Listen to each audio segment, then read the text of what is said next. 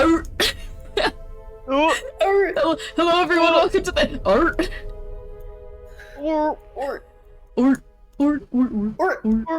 Everything's a little bit fucked up right now. Everyone ignore it. It's not real. It can't hurt us. Hello everyone, welcome to the Cursed Ones, where we play Dungeons and Dragons. And Ethan died. Ethan is currently missing in action. So the question of the day today is gonna be, what do you think happened to Ethan? Because, yeah, we lost Ethan in the war. We lost Tony to Nox Sinister concert. Shout out to Nox Sinister, very cool band. But Ethan, we have no clue where Ethan is.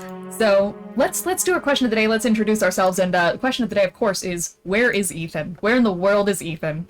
Ro is dead. Who are you? And where in the world is Ethan? Hi, I'm Ro. I play Azazel. I think I actually took Ethan back to Walmart to exchange her for Jello. Oh, yeah, I'm sorry, I had a receipt and it was too good of an opportunity.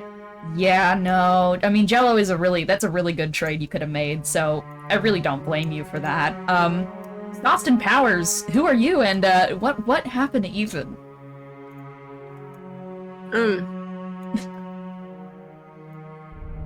My name is Kiki, I play Korah, and I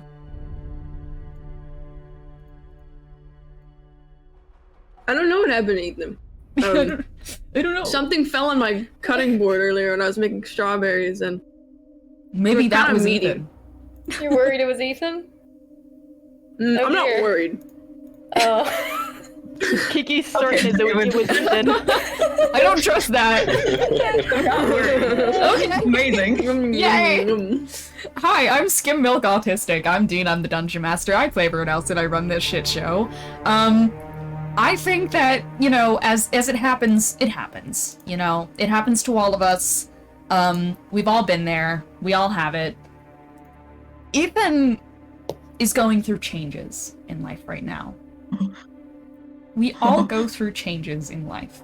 You know, there's a point in our lives. It's not scary, because we all go through it in different ways. I think Ethan is just a little bit nervous right now about what's happened. You see... Baleful transformation awaits her. Yeah. You see... Right, exactly. I think Ethan has become the...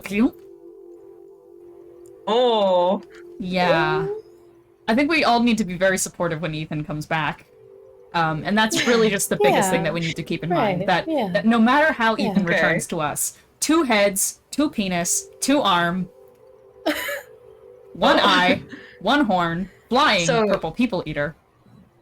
I think we have to accept a snake. Ethan. Yes. So a snake! They have 2 peens. They're purple, too. True. They can eat people. When Ethan comes back as a snake, we must all be supportive and hiss in solidarity. Yes. Yes. Dat Kita, who are you, and what happened to Ethan? Hey, I'm Jello. Ethan happened is, Ethan must have followed Tony to... The Nox Sinister concert. Actually, I have no idea where the hell Tony is. Yes, that thing! Oh! That's definitely where Ethan is. Undercover as a person. As opposed to a snake. The serpentine form has been covered up in a guise. So he can infiltrate the Nox Sinister concert. Hell yeah. Do you like Disposition? Who are you? And what happened to Ethan? Hi, I'm Cece. I play Charpay, and I'm considering the changes. You know, I'm a little bit worried that wildlife rehabilitation might have gotten her. You know, at the Nox Sinister concert. I mean, yeah, they tend to prowl around there. You know, they'll release her soon. Just maybe not. Like, you know, it's the weekend, so they tend to not till. They tend to prowl around the Nox Sinister concerts because everyone has that dog in them. Yeah. So it's like... Right, exactly. Yeah. It just, it happens. It's, it's embarrassing that it happens to everyone. Yeah, no, we've all been taken by the rehabilitation agents. Yes, yeah, in the pound Once in for our a little life. bit. Yeah, it's okay. yeah. I mean, yeah, happens. no. The pound's a bit uncomfortable, it's a bit awkward, but you get out of there eventually. Yeah, alright. yeah, Garfield could be there. True. New hell who Eventually dis. makes the kilogram. True! New hell who dis. What happened to Ethan? Who are you? Hi, I'm Ines. I play Beelzebub. I'm like, do I give my genuine, educated estimate of what happened to Ethan, or do I give like a stupid answer? Many thoughts. I mean, all here. of us have been pretty calculated and educated about the situation. That's true.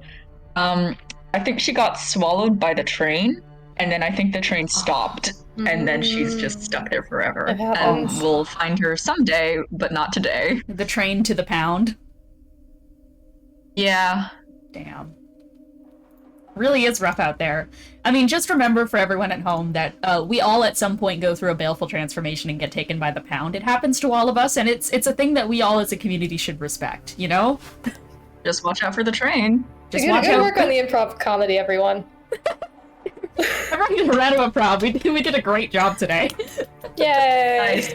Yeah, Okay, Ethan's so I old- think and whenever Ethan's, Ethan pops in, we should all start hissing. Yes, exactly. In Yes, solidarity. yes. Yep, exactly. And also, I believe what happened with the strange strawberry meat on Kiki's, that was just like the remains of human Ethan before the baleful that was like part of the cocoon. Yeah, sure. Yeah. Is there something you're not telling Yeah. us, Kiki? That was Ethan. Where's Ethan? Kiki, where's Ethan? Suspiciously Ethan-shaped stomach. Ooh, I hate it. Ooh. All right, well, Are we let's go ahead. kissing like the word hiss? Are we like like hiss? Yeah. Probably like yeah. Yeah, let's do that. Yeah, like a, you know? All right, well, let's go ahead and do our recap today. So, last session, the party continued their way through the giant iron archive of Dis. Named after, of course, Disbitter of Dis, the Archdevil of Dis, Disbitter. As the party continued through their way, through the iron archive, actually, I need to remember exactly where last session started. I believe it was, yes, we had a look over at what happened to Azazel. After everything ended up happening, after the fall of Zariel, Azazel was left in a pretty much catatonic state for a good while, unable to really parse what was going on, just in general, after the death of, well, someone who meant so much to him. Azazel ended up being taken with Mahadi towards Mammon's giant casino, and was mostly just hiding out under the tables and, once again, being relatively too fucked up to really do much. That was until Neraxis, on his way back to talk to Glacia, decided to stop by and offer Azazel to sojourn in Malboge with him. Azazel at first considered the offer, but quickly changed his tune when he realized that basically Neraxis was just trying to bench him. It was something that Azazel didn't really want to, and he slowly came to his senses, realizing that he wants to go back with the party. He has more he can do for Hell, and he's looking for any scrap of hope left. Azazel, eventually, after this conversation with Neraxis, was challenged by Neraxis, who said, Azazel, you do not want to go down with the party's ship. I promise you stuff's gonna be bad for them. Things are gonna change, and Hell needs martyrs right now. Not even martyrs, Hell needs targets right now, and they're a damn good target. Despite this, Azazel held strong and asked Neraxis to send him back to Dis to rejoin with the rest of the party. As that wrapped up, and Neraxis headed back off to Malboge, everyone else was still going on throughout their explorations into the Iron Archive. Starting off with Gideon, Beelzebub, Melania, and Moloch. Yes, Moloch was also there. They continued after their small choice encounter with Everyone start hissing.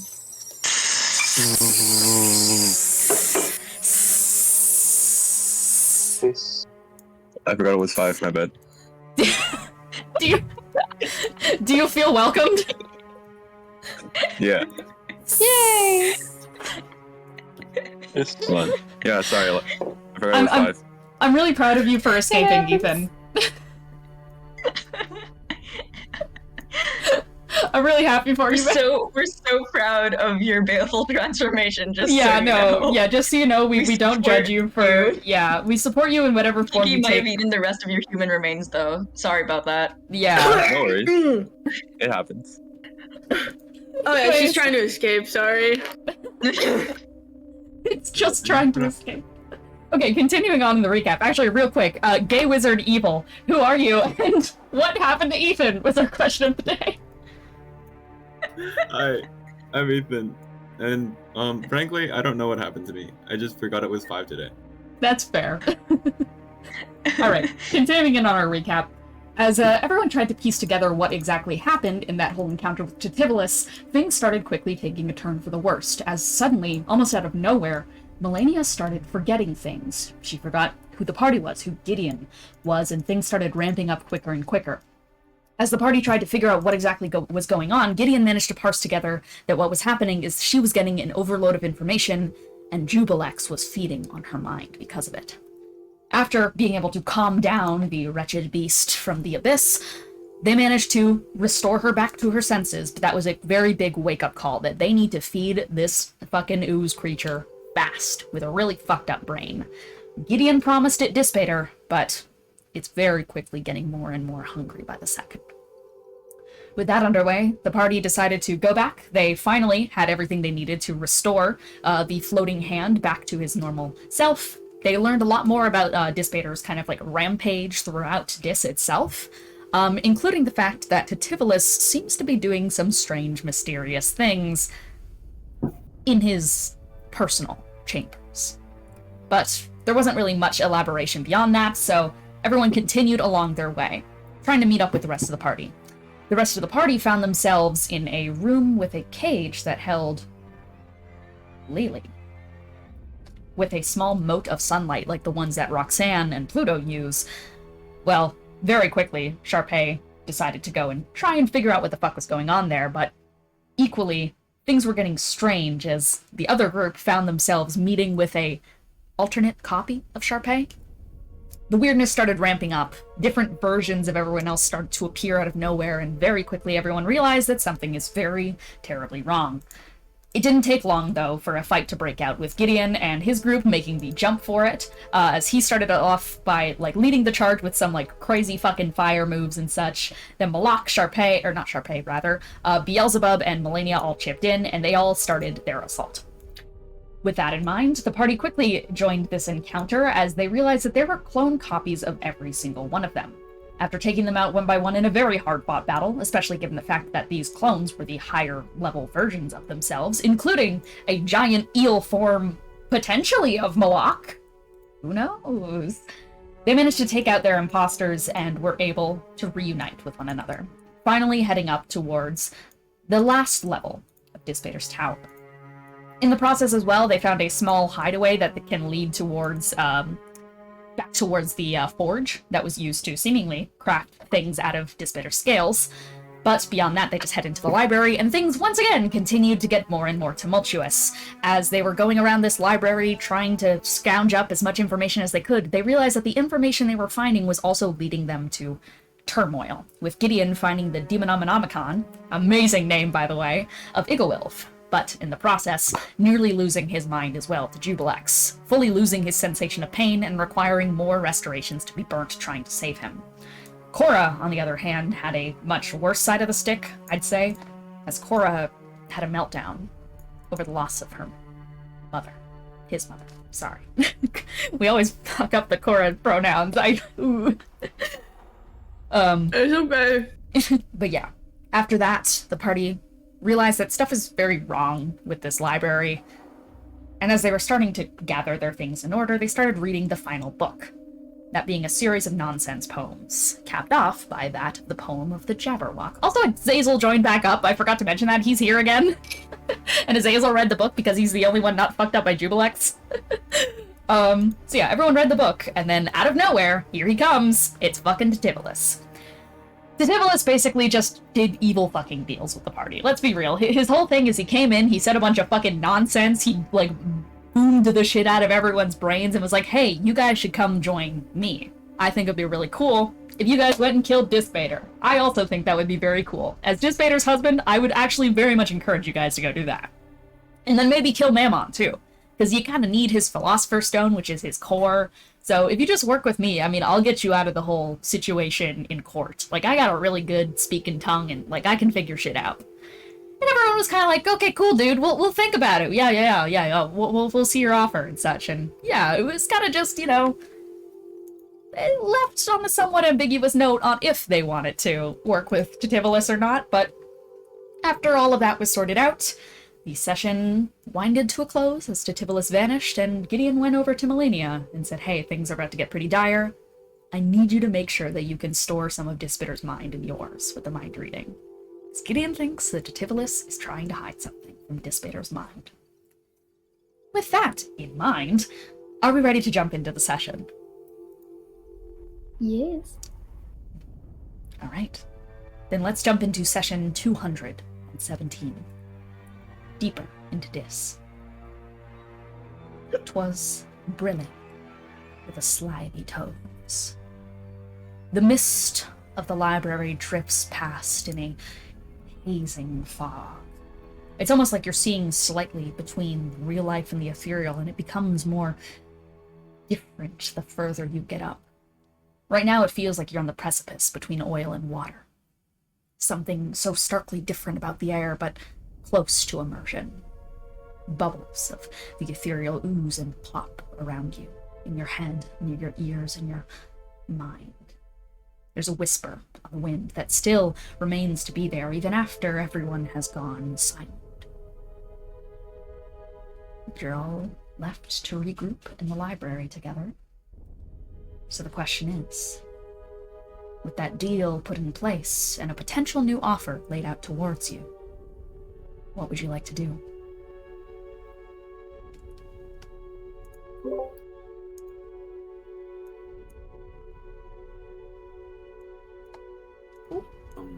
I think Moloch wants to, well, their priority right now is, because there's these untrustworthy people, including Jubilex, saying that Jubilex should be used to kill Dispater.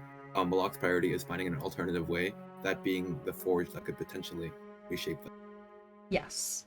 So yeah, the last entrance you guys found to the forge was very much overgrown, not overgrown, but like so tumultuously difficult to navigate and was such a tight squeeze that you definitely need to find some way to get small enough to make your way through it. So I think Moloch wants to return to the Big B place. Okay. Does anyone else want to follow, or is there anything else you guys want to wrap up while you're still in the library, looking for further information, trying to discern anything else in here? Please let me know. Yeah. Did we get everything we needed from the poem book that kind of summoned Titivolus? You can let Azazel else give to another see? flip through, because he never really got to the end. Yeah. Yeah, I would appreciate that. Yeah, so I'd imagine that Charpay... Do you need me to roll for anything? Yes, I would like you to roll for investigation. Oh boy.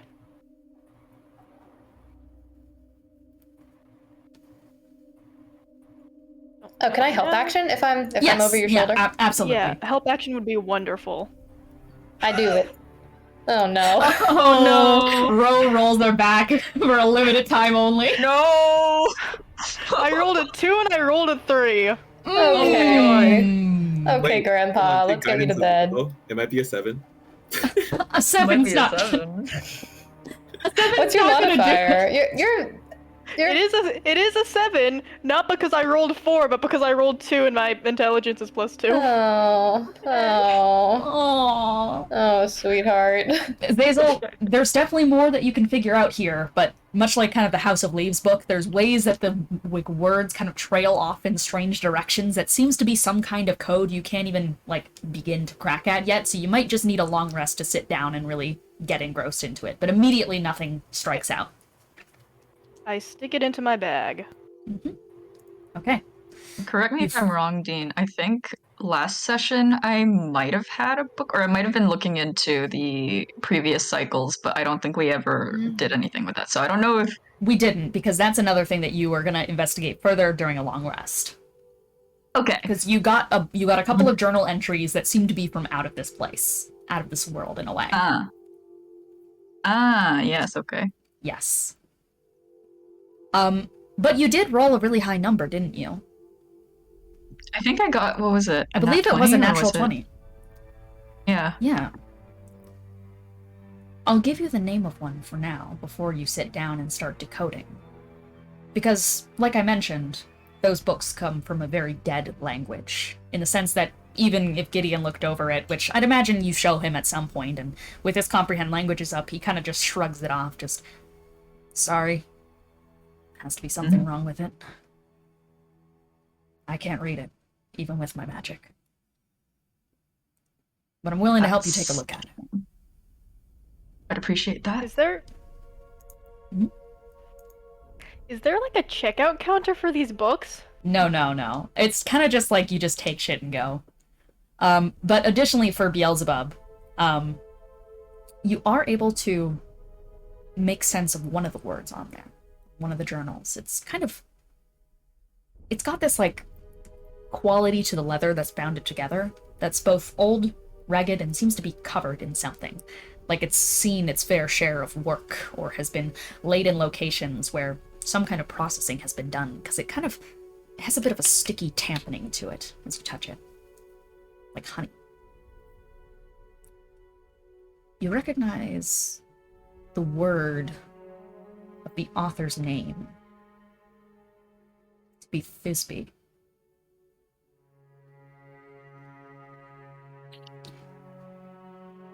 It makes your throat dry when you read it. Something tugs at your chest, but you're not sure what. It just stares at you.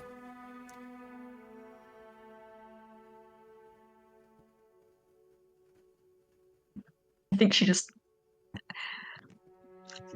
think like her three mouths just kind of open and closed, trying to say it, and then she just decides that's probably not a good idea, and that's probably not a good sign, and she's just going to slowly put that away.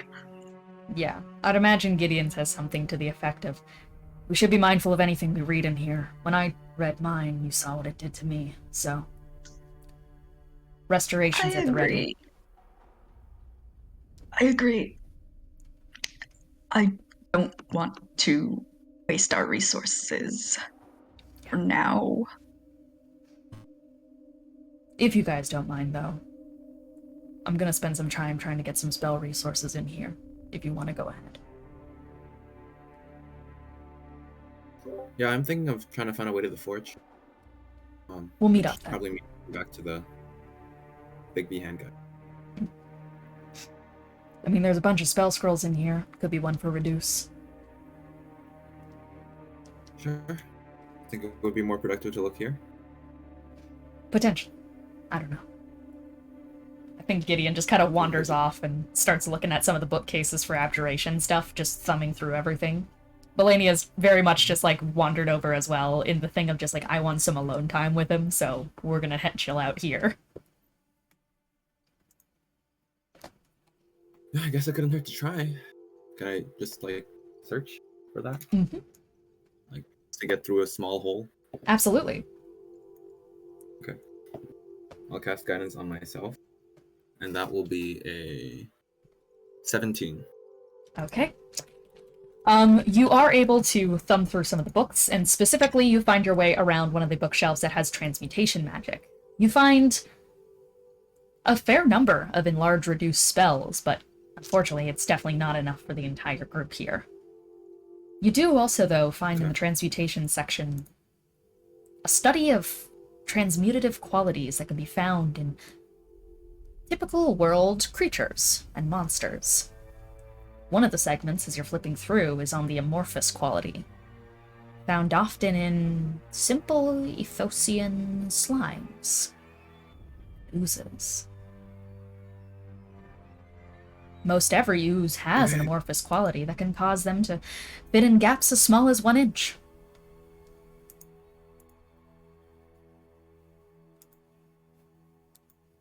Okay, I can keep that, but I'm not considering becoming a slime, considering how Jubilex has fucked with us so far. Mm-hmm. You kind of keep that in mind for now, but just kind of slam it shut, especially as you feel the squirming of that creature behind your eyes the more you look into it. You slam the book shut and instead take the reduce spells. And how many is that? That's only going to be 4. 4? Okay. Yeah. And from what I recall, it could also be traversed through teleportation, right? Yes. Okay. But only in small pockets here and there. Right. Okay. I found some scrolls. Does anybody else want to head somewhere else first? Before we investigate the forge? Can't think of anything. Right. Yeah. Let's go then? Yeah. Let me know if through the anything telepath- happens through the link. Gideon's gonna nod. Yeah. Right. Through Yeah. the telepathic link, I do want to be like, as we're walking, talk to the party and be like, hey, so like, the way that Mammon and Tativolis both want Dissipator dead make me want to keep Dissipator alive. Right. Because, like, frankly, I don't trust either of them. He would be a hell of an Granted, ally, the if it's powerful possible. enemy of them both. So, might not Right. be I the mean, smartest option, but Speaking of hell, you can't really trust anybody. That's the hard True. part. That's Right. true.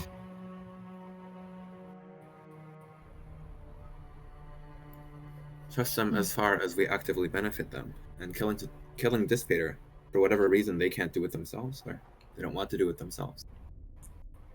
Right. Yeah.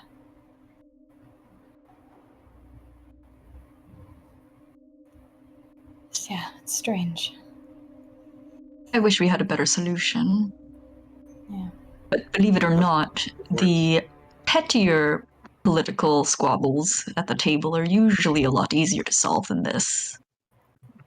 True. It's very true. I don't know, I feel a bit bad for the old man. It's just what happens. We're in hell. It is. It's true. So, what's in the forge? So I guess, yeah, we retraced our steps Yeah, at that who's... point, Yeah. to where we found the small gap. It is, in fact, one of those, like, ethereal teleportation circles, but leading it directly into it is that, like, squeezed-out maze. It seems to be where you started, that first floor, that pathway that was blocked off by too many broken pieces of rubble to count. Indeed, you need to be much smaller to squeeze through it, but you can see a couple of openings nearby that you could teleport into and just barely make your way in. Alright. Well, I only have 4 scrolls, and if we want a means to get out, ideally we're only using 2 to get in. Who here has teleportation? Kind of used mine can- earlier. I Do have we a need few to shots get left. in there? Okay. Well, Maybe we prioritize the people who, for lack of a better word, will use the knowledge. It's true. It's a good point. I hate to say it, but I cannot find myself interested in that. fair enough. I do need a scroll. Well, I'm going in regardless, so I'll leave these scrolls behind. I'll leave 2 of them behind. I need 1 to get out. You shouldn't go in alone, though. Who wants to come? Are we all going in there, or...? I haven't found a better entrance. No, not all of us. Only those of us who want You to guys- and have the means to go in. You're just motioning. What is, Do you want to stick your head in through the portal? Azazel can't see I the want to stick my portal. head in through the portal. Oh, He's also not in the mind Oh. link. Exactly. That too. Oh, my bad. I thought this was being said aloud. Yeah, I thought Yeah, that out loud. basically everyone was just at a cage for reference, but I mean, Moloch did say that they were doing it in the mind link too. So long. I'm sorry, we've been rude. So everyone's just been Right, quietly right. looking at a cage. Or do we just Do you need not to see the get? portal there? How big are the cage bars? The cage bars are pretty large, like comically large. Like you could stick your head in. Okay. He just kind of like does that with an arm. You guys watch as Azazel's arm slips right through the portal, and it's like this kind of oozing texture is kind of enveloping and wrapping around it. But Azazel just phases right through without Jubilex. Okay, so it's just having. Okay. It's an effect of having a demon inside of us, I guess. I guess so. There is an entrance to a forge here, one that we think could give us means to pierce the hide of Dispeter. Is there? Sure. If we're leaving people behind. Don't worry if you can't see it. I'm sorry. This is weird. You should at least be able to, if someone has a teleport that can bring someone else, bring Azazel into it. Oh, I see. Is there a... Can I take a peek and see if there's a teleportation circle in it? You can, and there's none besides just like the ethereal circle. That is the teleportation circle, is the ethereal one. Ooh, I see. Yeah. There's no other like visible exit to that room, right? Because I have the spell you guys have teleportation not. circle. I don't You know haven't how to work with gone. it. You haven't gone far enough in to see if there's anything Yeah. else, like another Okay. entrance. Look, once we get in, I can see if we can find a physical exit. Guide you guys Yeah. through there. Right. Otherwise, It's. I can't not go in there. It's about Forge Cleric. Right. Of course. Do you want company? Real I love quick, company. Azazel was gonna say something too. It's. He would just like try to speak and then just like stop talking when someone else would. Oh, Azazel. Oh. No. Kind of just shies into himself.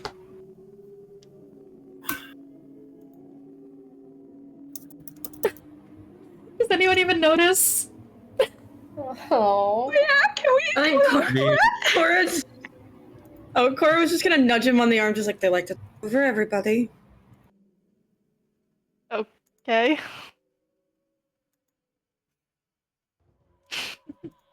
Are Oh, we going? Are you not going to?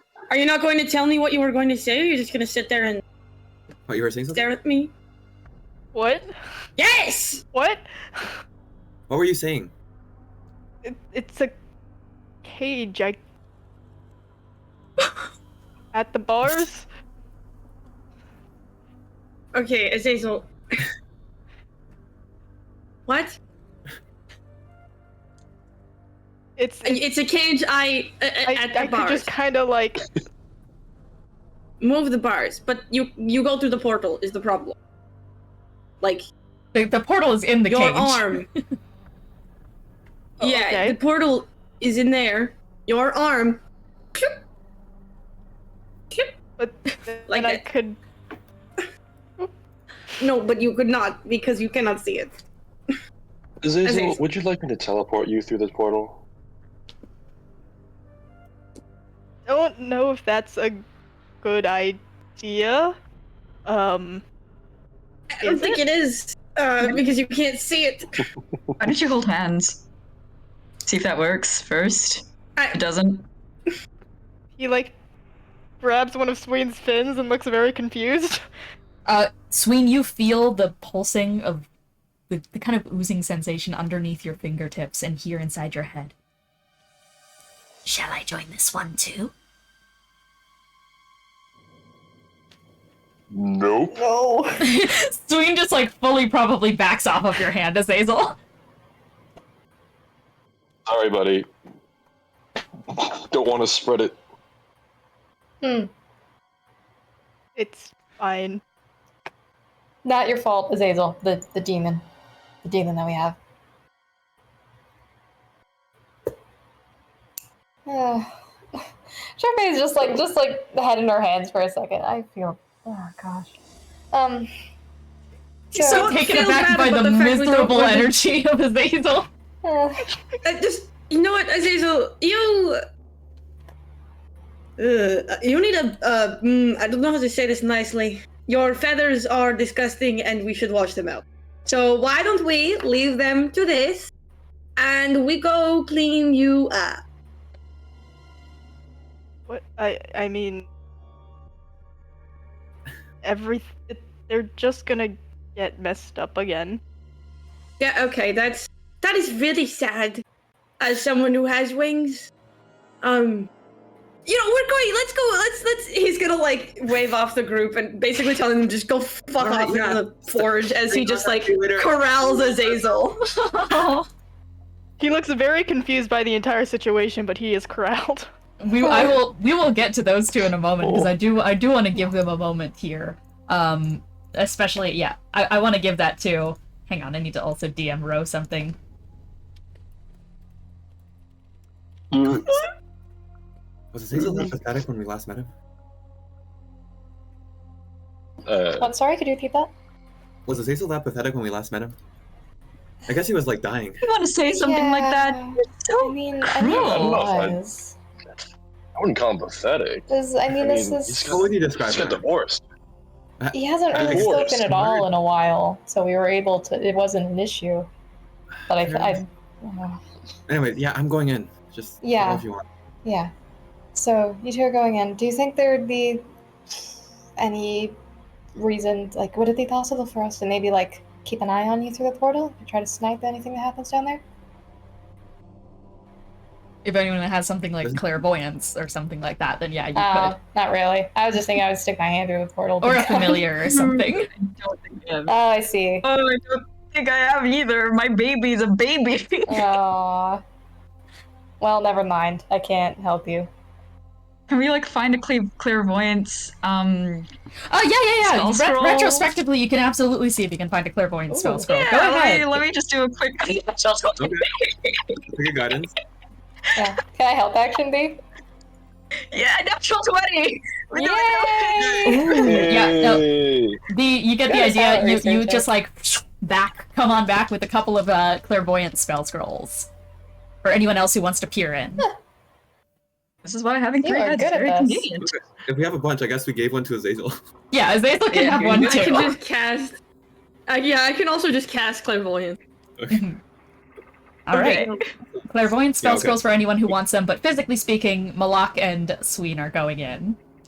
So, I'm tiny. you guys both use the spell scrolls, and you guys watch as Moloch goes from relatively tall, like 5-foot plus eel, to a little about this big. Oh. Very diminutive, aren't you? Let's go! No! No! No!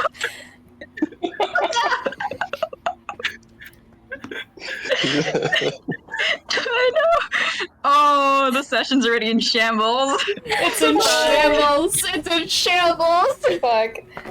Do they need help It's not in to get lifted up shambles. to the cage? Is the question. No, You no, have they the can. foresight Okay. Yeah, to they can get indicate. in. Okay. So eventually, and Sween goes Also, from just. wait, Yeah. can Sween even shrink down that small with large Well- reduced? We'll say that you 'Cause- can. Sween is massive, right? Yeah, but we'll Okay. say that you can for this particular one. So both of them just back down to, well, relatively close to the size of an actual catfish and eel, and sneak on in through the portal. As you make your way inside, I'd imagine followed by the invisible sensors of a number of clairvoyant spells peering around you, you're both met with, destruction, really. Fallen debris and old shattered down pillars turn the forge into a war zone of clutter. There's hardly any room to squeeze through. Without this spell scroll, you would have been fully pinned down here in a matter of minutes, even if you teleported in. You can see the way the room shifts. The sight of smoke is only outclassed by the pungent smell of it. Visibility has been slashed more than in half, and whispers fill the air with words that are just barely on the edge of being intelligible, but are lost the moment they die upon the wind. You see two pathways forward, though, once again, they're both quite tight in different ways. One path is a bit looser of debris. You see things dangling, hooks slashing, things that in this state would likely crush you. But on the other side, there is a light. It seems to lead to a much more open area of the forge. The other pathway, though much safer, so it seems, more kept in place by precarious stacks of rubble and debris that seems to just magically set themselves in a perfect position. That pathway seems a lot more cramped based on the way the light hits, but you also see something moving in the shadows beyond it.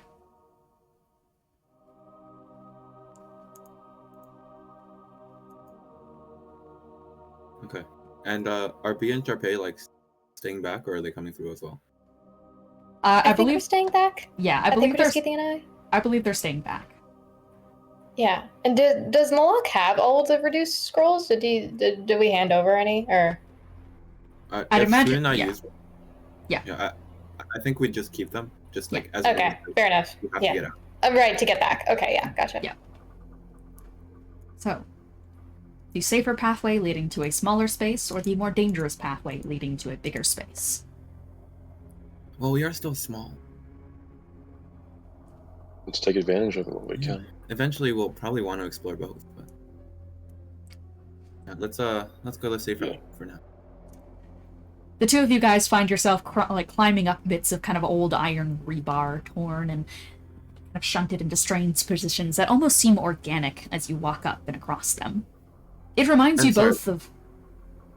While we're doing this, is this iron special? Some of it is, but not a lot of it. A lot of it's just normal iron. But there's some glints of things underneath. As you guys are walking up these different places, it actually reminds you of traversing the city streets of Vernus, the way that things twist and bend upwards in strange ways, with platforms and bridges that just are made from pure nonsense. So it's almost homely to you both, though it is still jarring, the way that everything is so big around you. Eventually, as you start to make your way towards the small area, you hear a growing sound. A hammer against an anvil. Slow. Think. Steady. Think. Lost. Think. In the rhythm of work.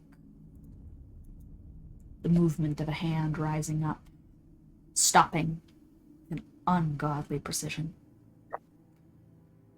Sparks the size of your body flying off into the air. Right now you see but the sparks in the shadow. Peering around, you would be on a ledge, from what you can tell about eye level. What to your current stature seems a massive being, cramped within the space.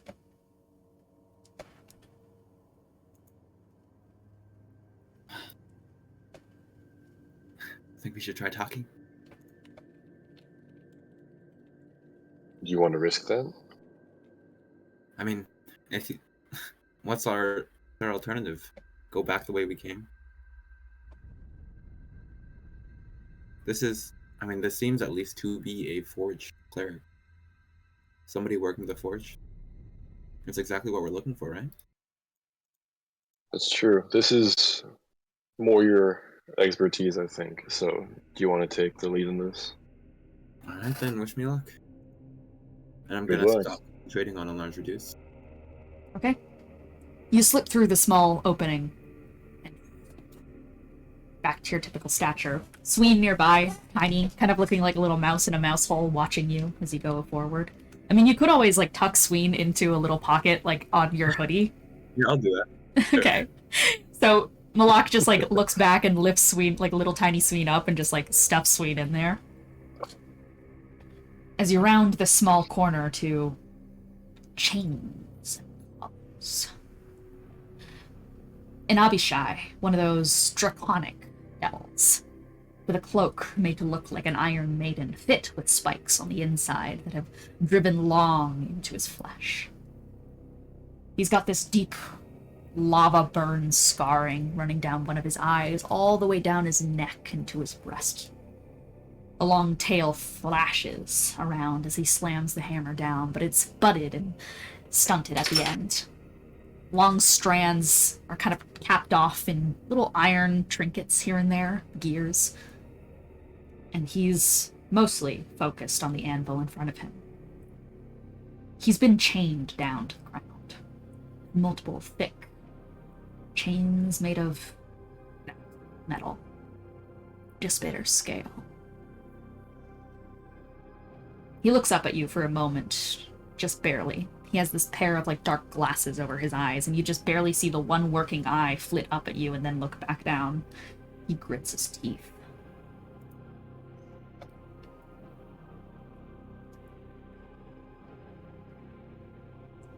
Need any help? From the likes of you? Well, I also happen to be a forge cleric. Recently came here. Curious about how this metal works. It's new.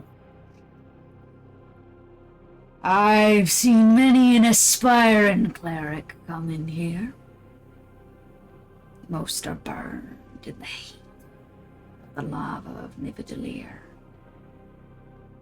Others are left to madness. Others are nothing more than cockroaches in this forge. Worth nothing more than the iron in their ichor, sulfur in their veins. And you? What became of you?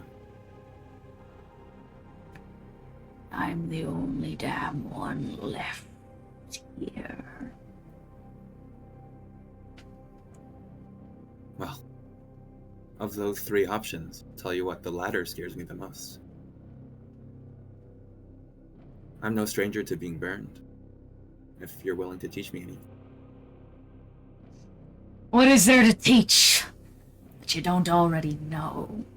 Slams the hammer down. This time, he just kind of leaves it on there. Looks at you, this like low scowl. Dissipator's scales. It's the most refined metal I've ever seen. It's fascinating, it's beautiful. Beautiful. That's what you think. He narrows his eye at you. You feel your hand uncontrollably cracking at your side, the blood inside your veins, the ichor. With just a small squint of his eye, he's controlling it. He drags you by the hand towards him, towards the anvil. Grabs onto your palm. He's looking over the calluses, burn marks, anything you have on there. He eventually lolls over where you likely, from writing, have a small journalist's bump, a writer's bump, on your fingers. Most of us artists have one too, right there.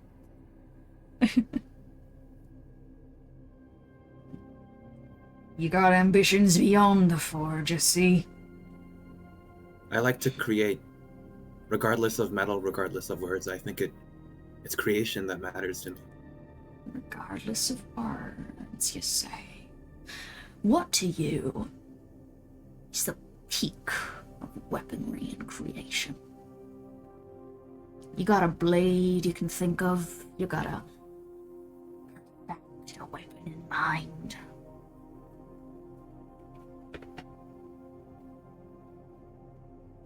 Moloch is thinking of two things.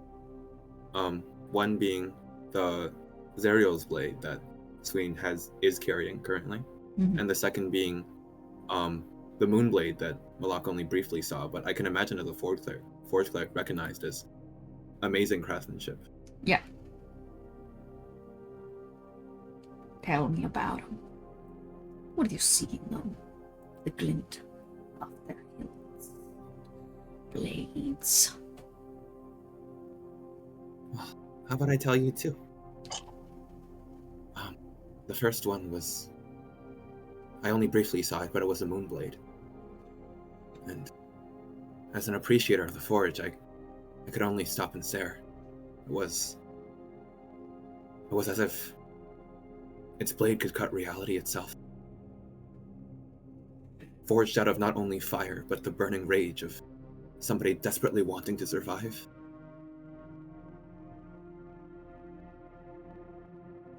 And the second Yeah, go on. Well, the second, well,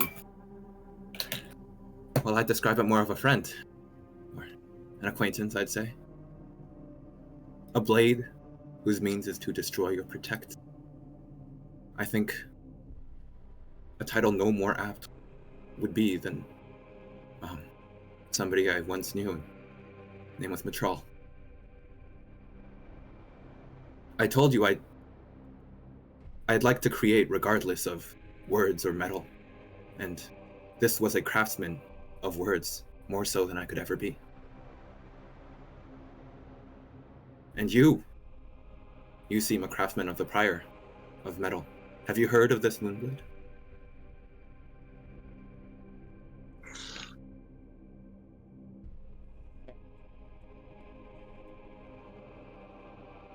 What ought to be done to it in Nivedelier is unspeakable. I'll tell you something. I like your tenacity towards the craft, but you don't impress me with your words. What is a weapon?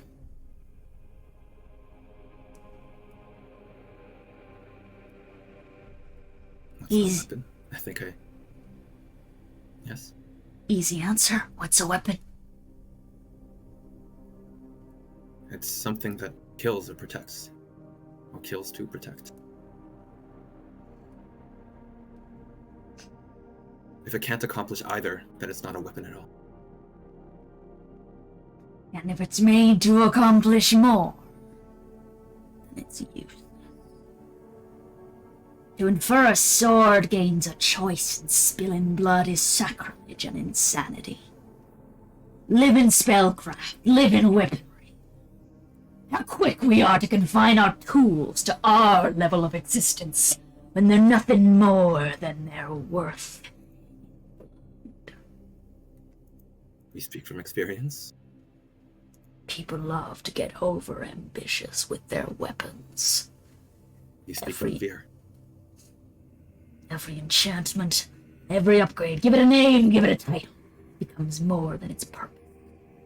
The bastard sword of the Solars, the Malefluent, the Stone Splitter, the Sunblade, the Blade of Zerial, the Holy Avenger, the Whelm, the Ron, the Moonblade.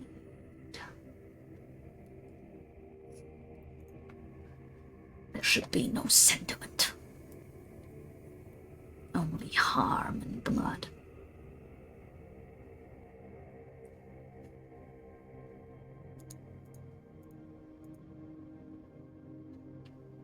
What of the material? You work with dissipator scales, do you not? And I work under oath. I don't give up my information. Not at all? No exception? Not to reckless sots like you. I wouldn't describe myself as reckless, more so ambitious. It's not that I'm not aware of the risk that comes with this, I'm just... It's a risk I'm willing to take. Ambition begets recklessness. It also begets progress, does it not? Progress. Always in the name of progress. He kind of closes his eye. And what's your... What'd you say? Then what's your name?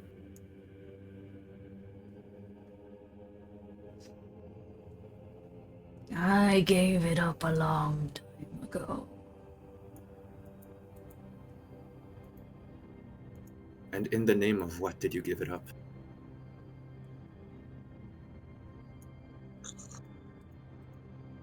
He kind of looks at you, squints his eyes.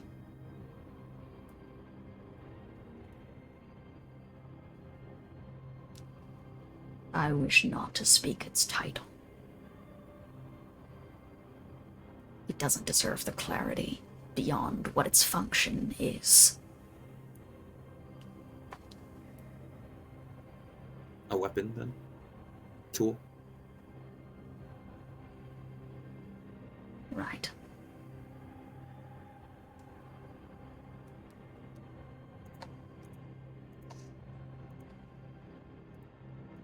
You remind me of myself many years ago.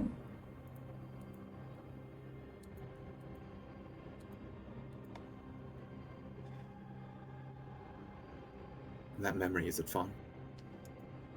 Or is it tainted with regret?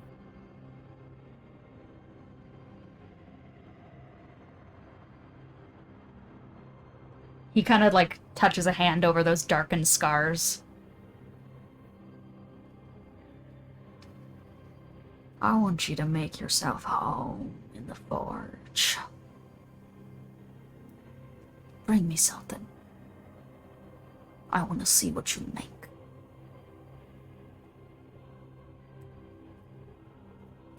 Very well. Are there like hammers on the side, or do I use my own? There are. You can take any of his equipment for now. He will, however, take his hand and will start twisting some of the metal, and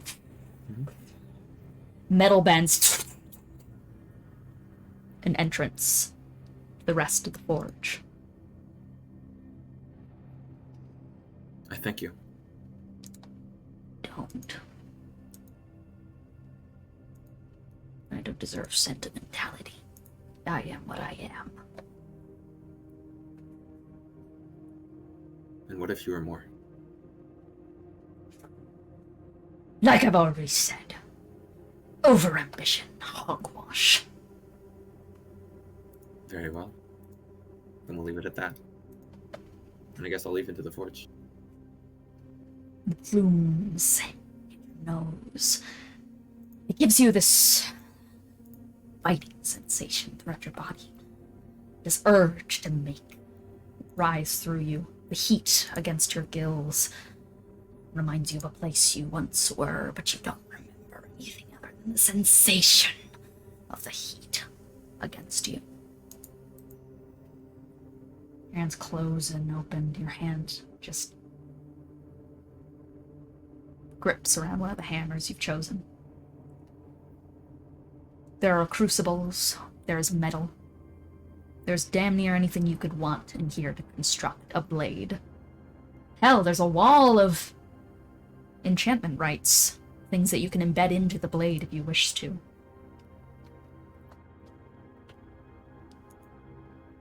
Okay.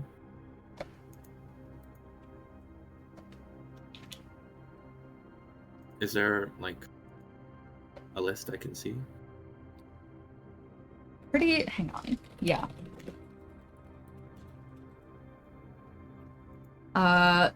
Yeah, pretty much just like, there's stuff like sharpness and such, so like blade of sharpness. There's like pretty much, it really just like, there's like ones of wounding, which increases the like number of damage dealt. There's +1s, +2s. Once again, it pretty much comes down to if there's anything in specific you wanted to look for, it likely has it. There's additional damage types of pretty much any regard. There's returning weapons, dancing weapons, spell storing, speed. Yeah. You seeing all this, Sween? I think it can come out now. All right. Yeah, I guess it's also been quite a while for not introduced. I just popped out of the hoodie there. You pop out and you... This is the comprehensive forge I've ever had the privilege of bearing witness to. There's a lot here. It's almost as if I'm the tool in the... Anyways, yeah. We were allowed into the forge. I mean, I kind of want to make something that can impress the guy. But regardless, do you think there's anything that the party could benefit? We need, first and foremost, a way to pierce Dissipator's hide without Jubilex. That's true, but don't forget that you're still making a weapon for yourself here, or at least you were making it. Don't just... So? make Hey, it.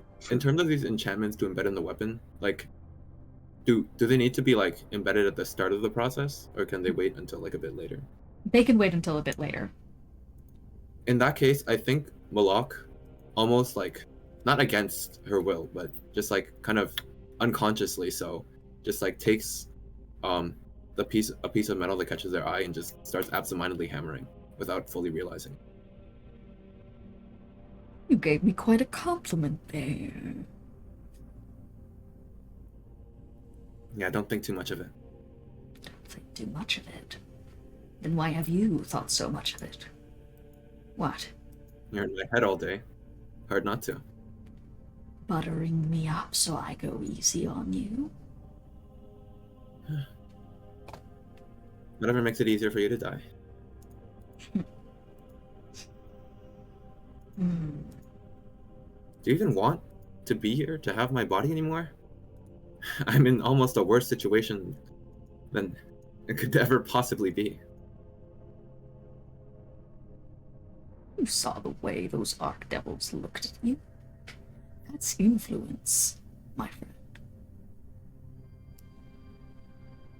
I saw someone who wanted to kill me for having a name. I saw reputation. Yeah, I guess so. What good is that if I can't remember it? You're sincerely thinking of what? Not working with Titivolus to try and get the favor of that dying old man. Frankly, it's just the idea that I've been pushed around so much that I'm just fucking tired. I want to do something for myself. For us. For Sween, even. You still I don't trust either Titivolus or Mammon. Frankly, I don't trust Dissipator either. But I think he's worth talking to. Can you trust yourself, Moloch? That name, it still rings strange inside your head, doesn't it?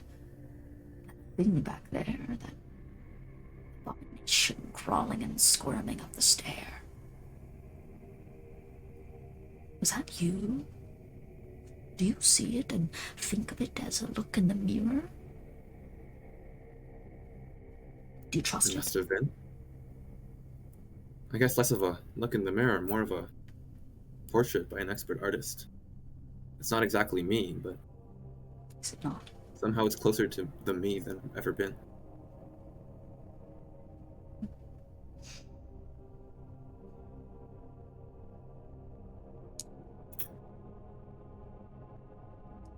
The road you go down sacrifices your prospects, your potential here to capitalize on what has been set forth by whatever previous self Moloch was. Yeah. Whatever previous Moloch there was, they're gone now. Not in It the eyes failed of in whatever they were everyone trying to around do, you. and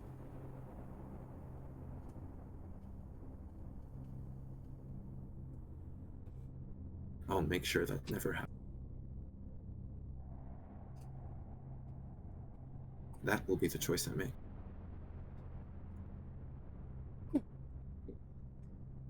With that, your reckoning comes with growling, gnashing teeth, stalking its way towards you.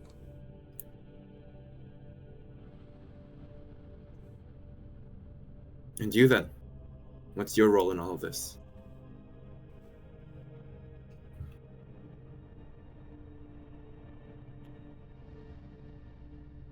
I think I like the name Moloch as well.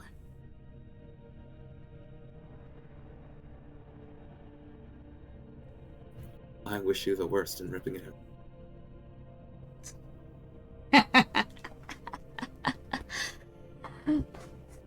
Static buzzes in your mind. Yeah, and I think at that point is when I realized I had been forging for quite a while now. Yeah. What lays before you?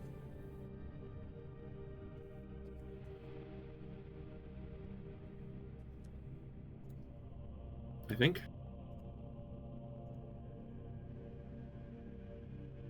I think it's a hammer.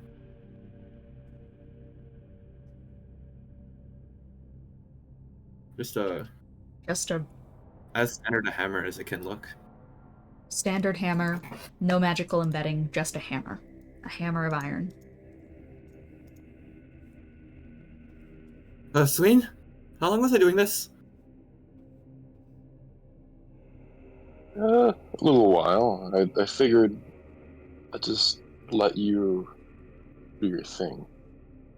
You seem pretty into Okay, it. yeah, I guess I did kind of get lost in that. Well, if there's still time to... Sorry, I've been out of it.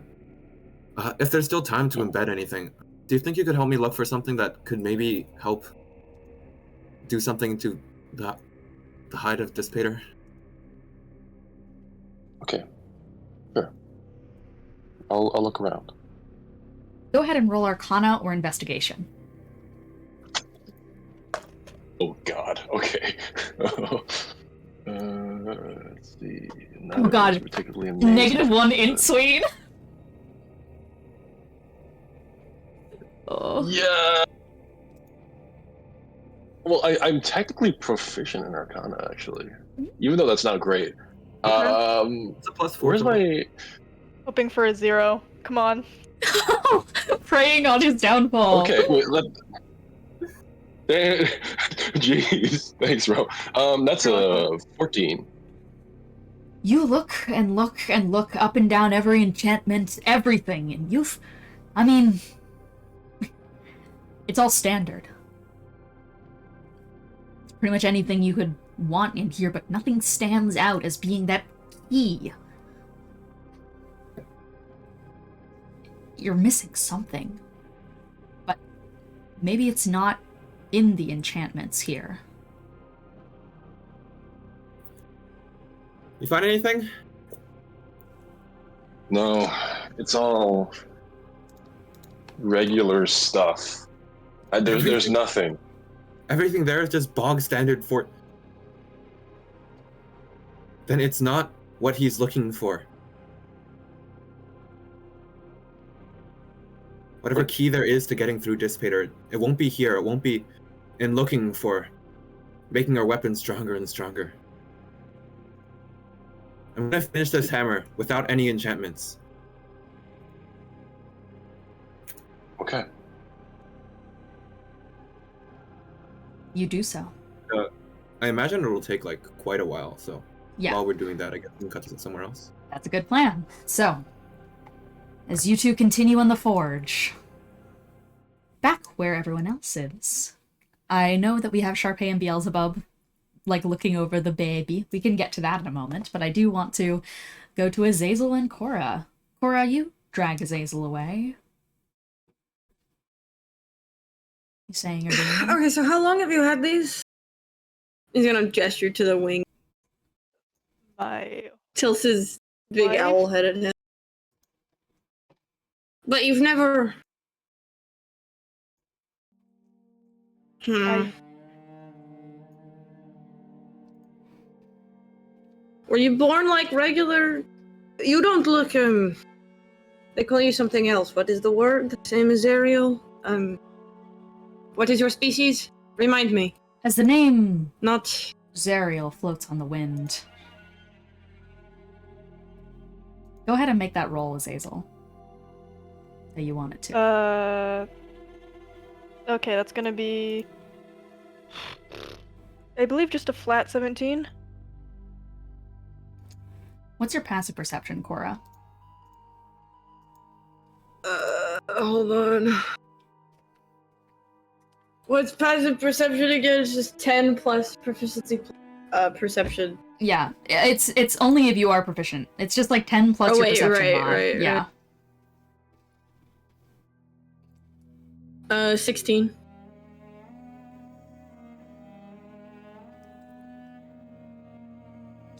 Zazel,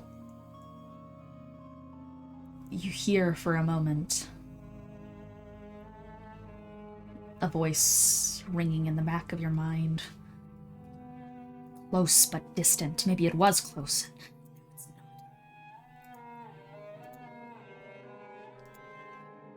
I'm still here. Come and find me. I have much to apologize for what I've done to you. But you touch nothing but air, where it should be. It was here. You saw it here. It's gone. You knew he had it. You saw it. He told you. Must have misplaced it or hid it somewhere.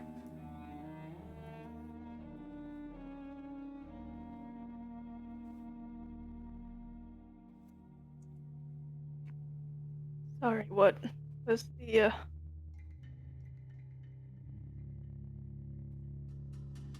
I was asking if you were born. Because the Yeah. person who made you should have taught you how to take care of those. Oh, I did take care of them. Yes, but why'd you stop?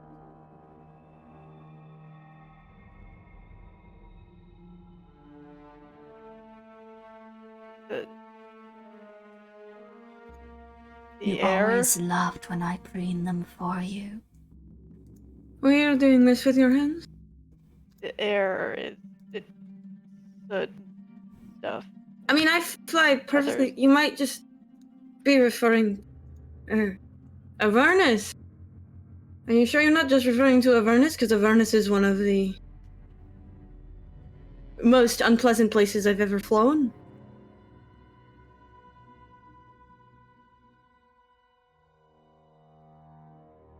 Regardless, you should probably. I might have some oil in here for you to do it yourself. While Korah's looking in the bags, do you want to see if you can sneak in an investigation? Yes, I'm trying to see if Korah notices that it's gone, to see whether or not he actually did something with it, or if he is also surprised at its absence. What? What is it? That one. Well, we'll get you to re-roll that in a second because, yeah, no. If you are looking instead for Korah's, we're gonna do insight. Korah, I want you to roll perception. My what? Roll perception. Azazel, you can re-roll it on insight. 10. That is going to be a 19. He is staring at you and your hands as you dig around the bag, like he's looking for you to find something. Yeah, no. He's definitely not making it as subtle. He's kind of like peering, looming over with that massive, like, crescent-shaped form and such. As you start rummaging through your bag for your oil, you dust past the part in your kind of pocket of well, everyone kind of here has like a mini bag of holding ordeal. You brush past the place where you... Wait a second.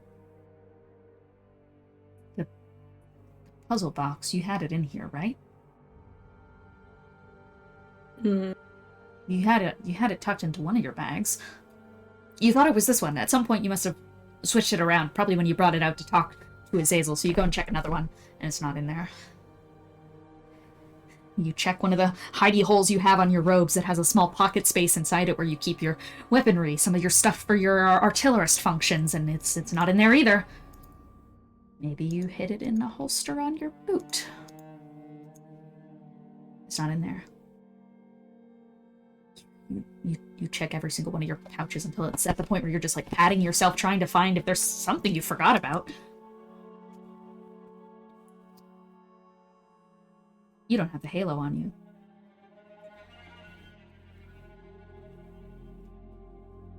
How obvious is Korah's expression?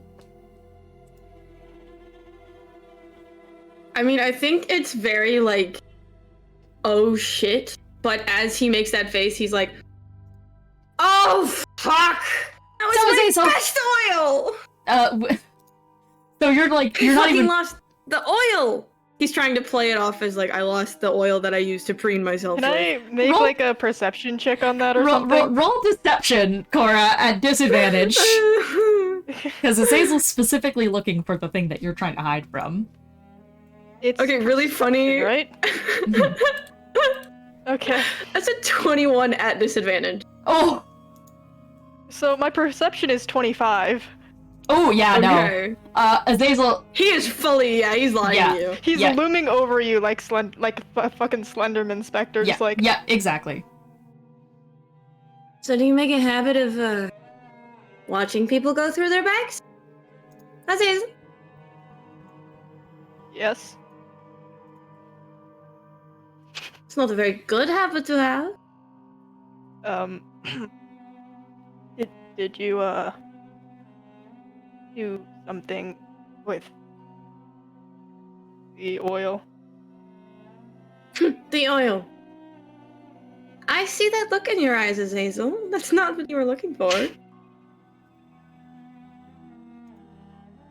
Did In all honesty, no. I've got no clue where it is. But likely, the person that I work for has it. So you can talk it over with Belial, if you really want it. But, I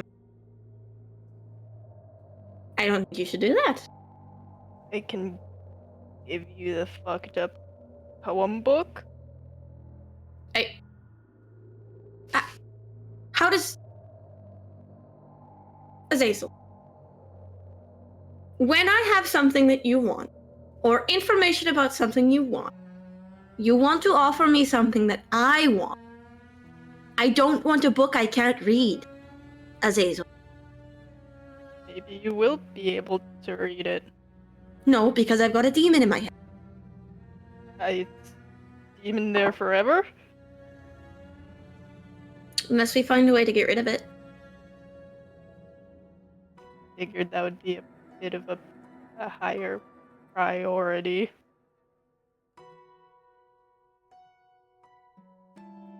It's alright, darling.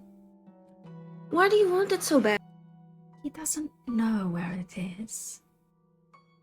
You don't have to tell him anything. Why do you want it? Did you come all this way just to ask me for that? Is that it? You come, you help us in this battle just to ask me where my puzzle cube is so you can go off living the fantasy that you want? Would you kill me for it if I had it? Would you try? No. I doubt that. No.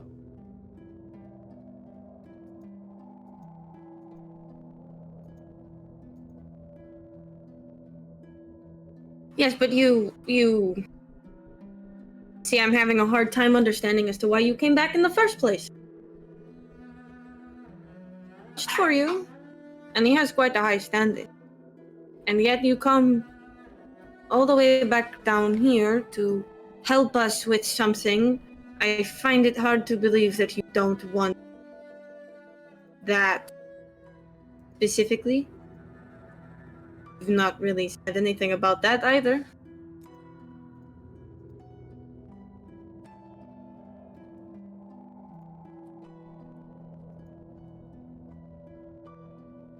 I can't find what I'm looking for in safe. And so you're looking for the halo for safety? No. Then why do you want it?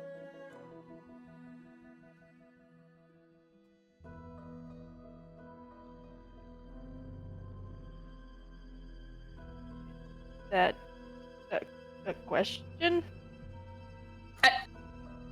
What? I asked you a question. Why do you want it? That's a question.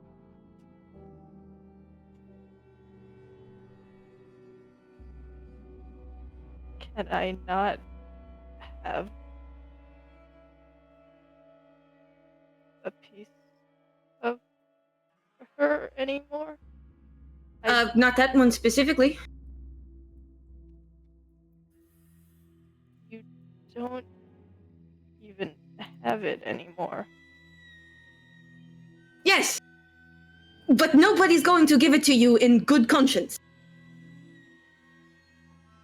Why do you want the halo specifically? You don't want a piece of her armor? You don't want any of the ashes she left behind? You don't want any of that. You want the halo. Why do you want the halo? You could have even asked for her fiend core.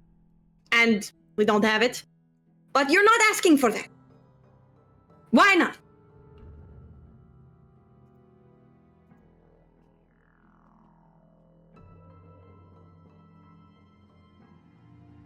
He's going to walk away. Yeah. Azazel just kind of like stalking and such, kind of melds into the shadow a little bit as he walks, leaves by a little raven feather. For a second, Korah, you see a glint on it of a strange color that passes over its sheen. It's like an unfinished rainbow that vanishes as quick as it's All come. of these archdevils and their consorts never saying what they want. No one always in a lower ranks. Doesn't matter. It doesn't matter. Never mattered. He shows up. He says he's helping, and then he just looks through my shit, trying to help him in his gross ass fucking wings. Whatever. He can stay fucking oily if he wants. I'm tired of helping these stupid fucking archdevils. If I could kill both of them, I would, but... You just kind of slump over, Korah. He just, like, slumps over, and he's just, like, making little, like, grabbing motions at his face. He's just, waiting like... within, just to... Because he thinks the party would be relatively upset if he showed up alone. So he is waiting, so he can hear all of this. He's just kind of down the hallway, standing awkwardly and looking... Fucking God, I hate all of this. God. I just... Oh, precious whoever is in charge of the Archdevils. Grant me my one wish and take me away from this horrible fucking place. It's just that basically where it kind of like tapers off and such. Yeah. And I'd imagine he's just Korah, like sitting in the corner, just like. I imagine Korah in a huff. Eventually, you just like turn back around and walk past Azazel towards the rest of the party to go slump down quietly next to them. Yeah. Anything going on with Charpay? Say. Yeah. Anything? Okay. Before we go on, Azazel. Yeah. Anything else you're doing? Just kind of standing, lurking around. He'll trail after Korah. If you do that, he's going to turn around and point at you and do this, and then point at the ground. Basically, stay here, don't come any closer to me. He stops in that case and just kind of stands there. Yeah, when he gets back to the main room, he just kind of gestures at the door for the other two while they're doing what they're doing. It's just like, you can let him in when you want. I am not talking to him. Going to sit. Charpay just her eyes widen a little bit, but just like she nods. Mm-hmm. You doing okay? I am not engaging in non-productive conversation. Go back to yours. Sounds good. Oh. He fucking left. He does. B just leaves. No, I'm B kidding. ascends. My audio didn't work, so. I think like B. Do you either you or Charpay take a glance over at Azazel? I mean, yeah, certainly. He's kind of just once again just looming in the side of the he's just like he's positioned himself in such an awkward fucking way against the side of the hallway, just like lurking there. The lurker. Yeah. Yeah. Okay. He probably has like a gonna little piece assume of that paper he's feather oiling fidgeting did with. not go well. Sorry. What was that? He's got a little piece of paper he's just fidgeting with. What do you have there, Azazel? How far are you away from him?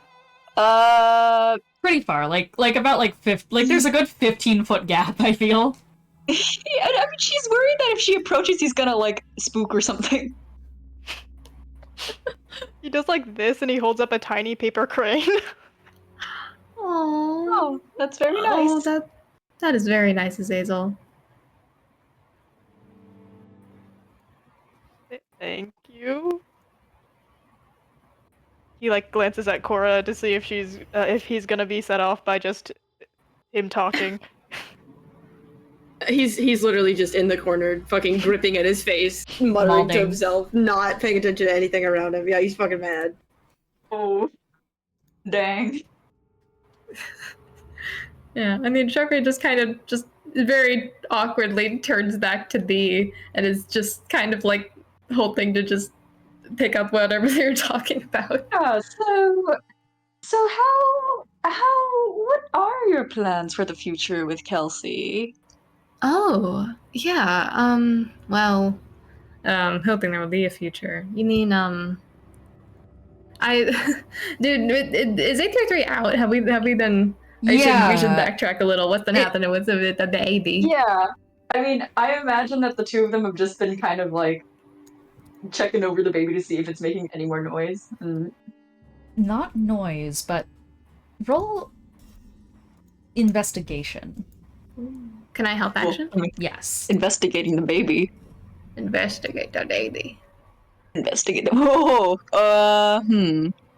What's my investigation modifier again? That is a 21. Ooh. It's gotten bigger. I think it's gotten a little bigger. That's good. He's growing. I think it's good. I imagine so. I think so. I'm excited. I'm cautiously excited. I'm just a little worried, but cautiously excited. I mean, every mother would be. Yeah.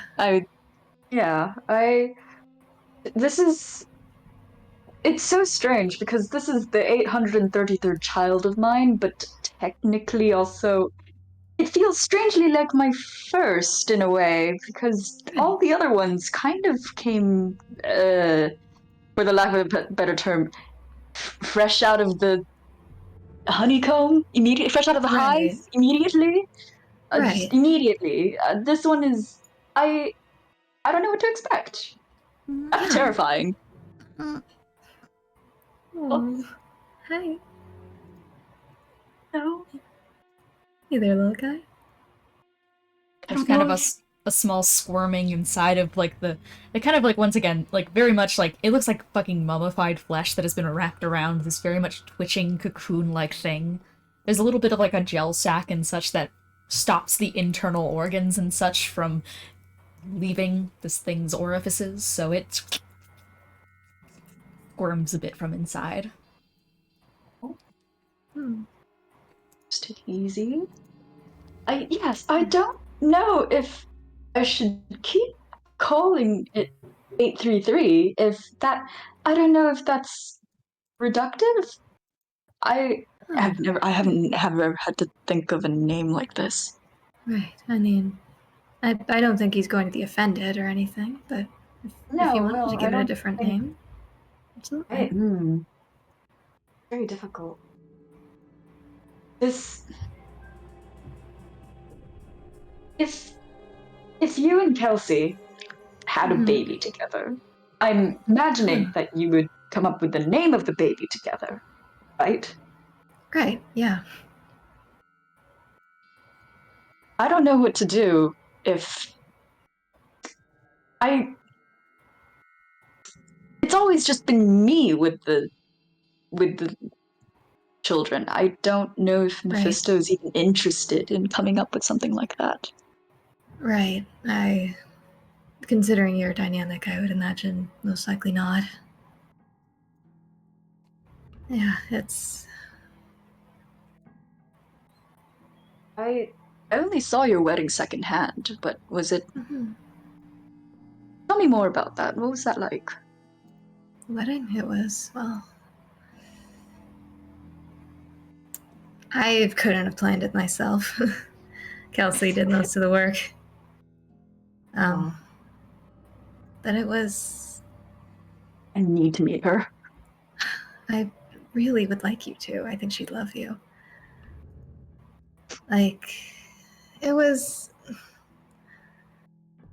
Considering what happened at the wedding, I imagine my choice of guests was probably ill-advised. It probably would have been a smarter idea for the state of the world if it was a family affair, but I didn't want it to be.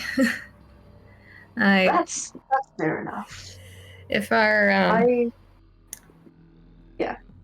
Maybe this is pessimistic, but if our cycles got a bit of a expiration date anyway, I wanted it to, I wanted everyone to be there. Everyone who, had gotten me to where I was in life to, be there. Right. It really meant a lot to me. Go big or go home. Yeah, absolutely. And it was just, that was what I wanted, really, is that I, sort of expected that things were going to go to shit, might die, probably that there might not be a future, we're making these vows that I don't know if there even is going to be a tomorrow or anything after that point. That, Isn't that the beauty of making a vow? Yeah. I do think that, because I think just being there was enough for me. Even if it's, even if there's nothing after that, even if, the door opens and we're all whisked away to whatever happens after that. That was worth it to me. I think there will be something. I think so too. It's just a hunch. Oh yeah. It's something that I'd thought for kind of a while that really, became concrete in my mind at that point, is that, you can reset the world. You can, start everything all over again. But, the thing with Melania, a lot of things take on the same shape. They come back and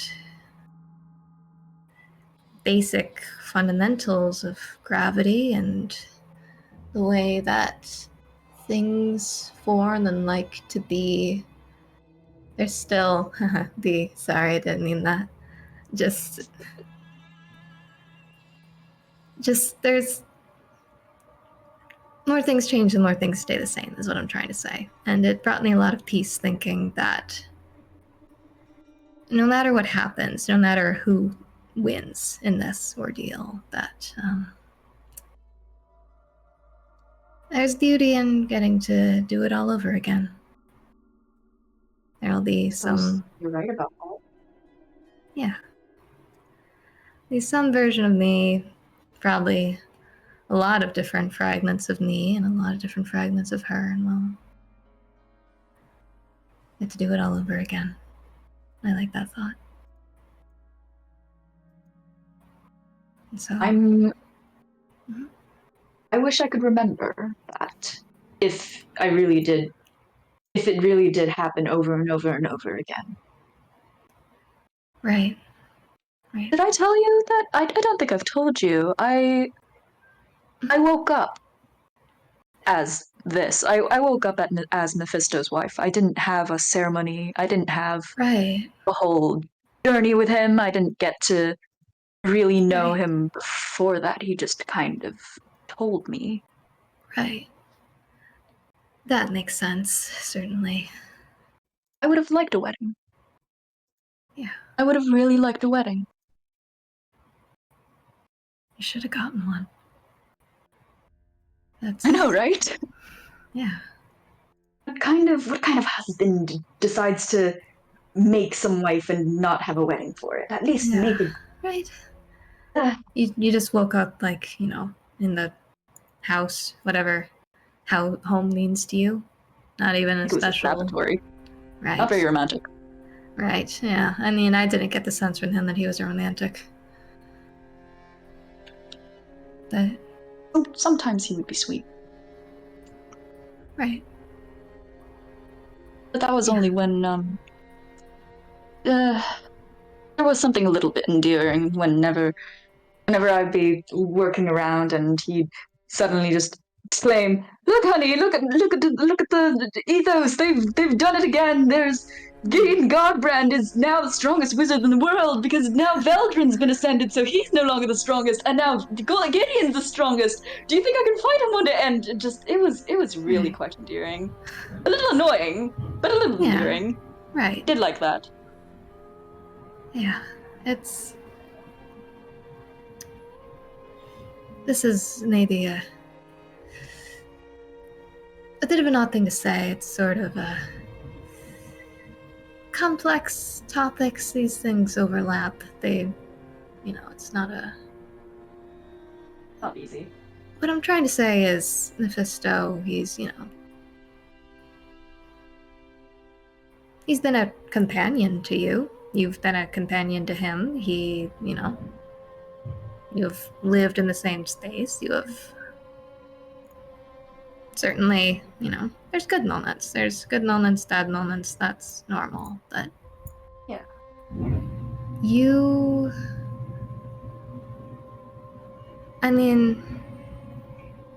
everyone is,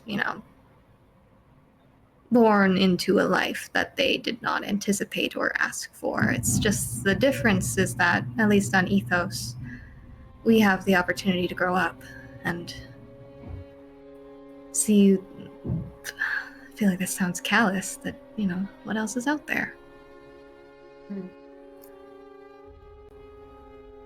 There's a lot of stages in life, starting as, housewife is pretty wild. My mother was the same way, actually. Really? Yeah, she was created by a wish spell. Yeah. It was not a good situation to be in. It was just I'll spare you the details. I can imagine. She's free now. We got her out. She was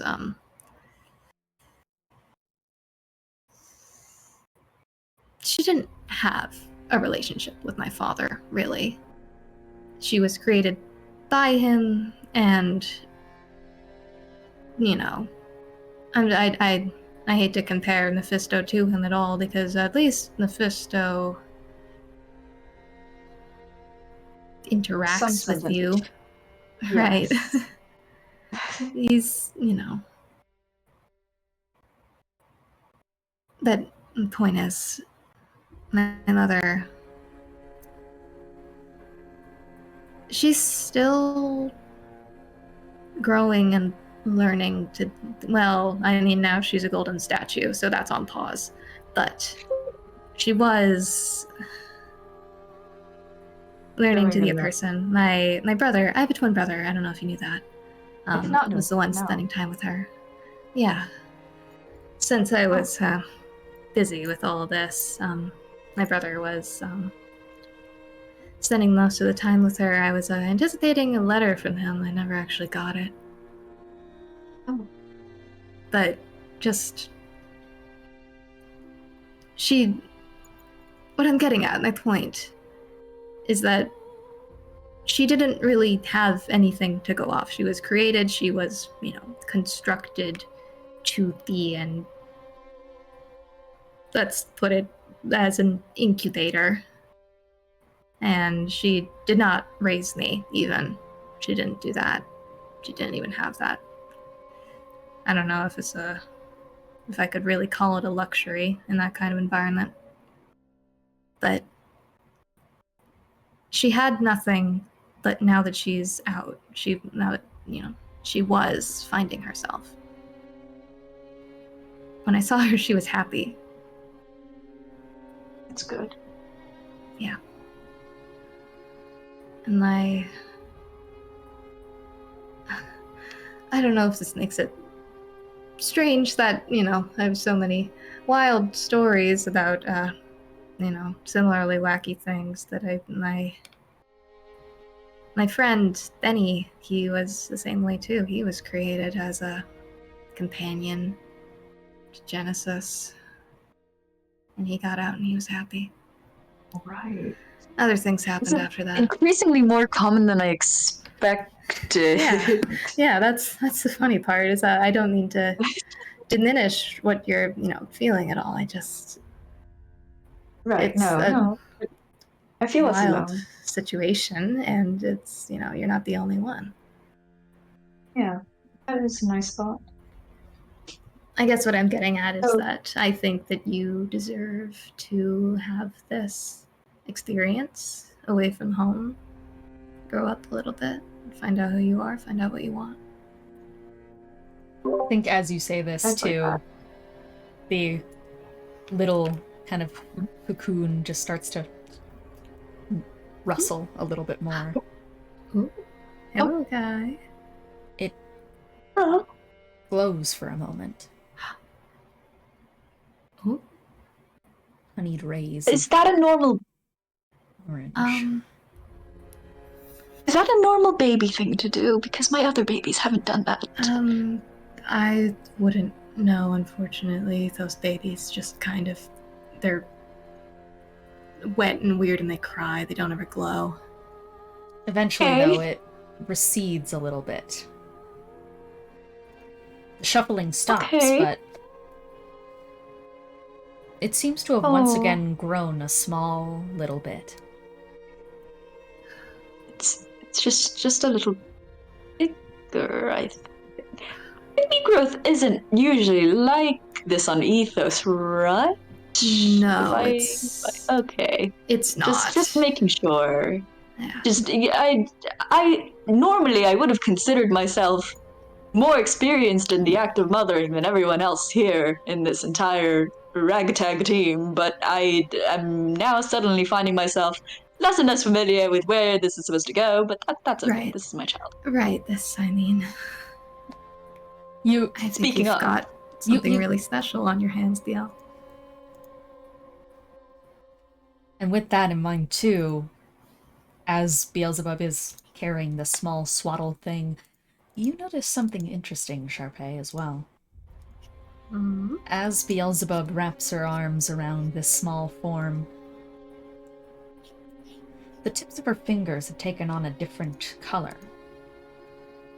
Normally as pale as porcelain, nothing more than just an eggshell white, they've gained a slight honeyed peach tinge to them. It looks a lot more like skin than it is before. But with that in mind... Yeah, I mean, Oh, okay. Oh, yeah. Oh, go ahead. No, give me your go ahead. thoughts. Finish what you're saying. Give me your thoughts. I was gonna zoom away. She's gonna point it out to Biel. Okay, yeah. Yeah, because I think just kind of very gently, as they're both looking over she just kind of like, her fingers kind of trail over Biel's and just, fingertips are looking a little different. Wait. I think she lifts one of her hands up to look and just kind of tests the sort of like joints and starts moving it to see if it feels different. You're able to feel more sensation through your fingertips. As if there was a bit of a barrier before that was making everything slightly muddied. It feels clearer. Like how do I explain this? It's like if I this is surreal. Like you're touching the world for the first time? That's not anyone saying Wait, it. That's can you just repeat that's that? like you're touching the world for the first time. Yeah, that's a good suggestion. Yeah, Shields was like I'm touching the world for the first time, like properly. This Right. like as if everything before was just through some kind of cloud or cloth or. This isn't a normal motherhood thing, is it, on Ethos? I know I'm making a lot of comparisons to Ethos. I don't know why. I just think maybe Ethos has rules that are starting to apply to Hell. I think, Charpay, you get the sense that this is something that you guys are gonna figure out and such in time. Yeah. I don't think you need to worry about normal. I don't Okay. think you're in any danger. I don't think this is anything wrong. That's weird. sure That's hope not. wonderful. Is it?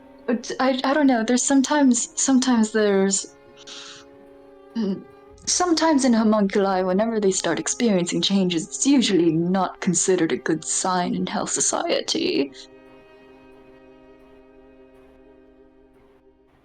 Shit might be inconvenient for the rest of House Society. That is It true. doesn't mean it's bad That is for a you. consideration. I think. And she just kind of she's is there like a kind of like face plate sort of thing with 833 that's visible at all? Not really. This is silly. She's just trying to like boop its nose, but she doesn't know what the nose equivalent is you here. can try to find the area and boop it. Yeah, you can boop. Yeah. She's trying to very gently like boop whatever the nose equivalent is of 833 on the outside of the cocoon. I think that this little guy is making big changes for the better. And so are you. That's very reassuring. Thank you. She just smiles. I think. Yeah, with that in mind. Back to Moloch and Sween. It's taken you a while, but it's there. What are you doing? It's hammer. Most hammer Fine hammer hammer. that I've ever seen. Sort of like pick it up, unconscious of the fact that it's heated and probably hurts to hold. But it's okay, I resist fire. Yeah, there's a small as Moloch picks it up. But it settles in there. I hope I didn't just waste a bunch of time. How does it feel? Alright, I suppose now it's time to go back and... Oh, Sween asked how it felt, too. Oh, sorry. Sorry, I didn't hear that. I guess it's hard to describe, it felt right. Then it wasn't a waste of time. You're right about that. Okay. Should we head back? Sure. Do you want to talk to Yeah, of that course. Well, he's on the way. dude? He's on the way, yeah. It's, Okay. let's go. You start to head back, and as you make your way back towards his small, chained-up enclosure, you just hear, like, a...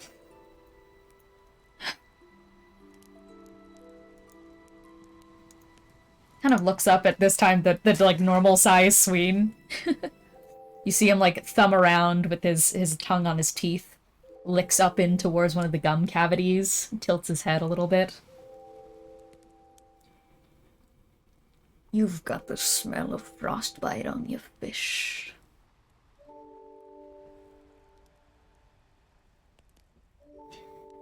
Don't You're gonna worry. have to be more specific, we're both... You need a cold shock to set metal in place.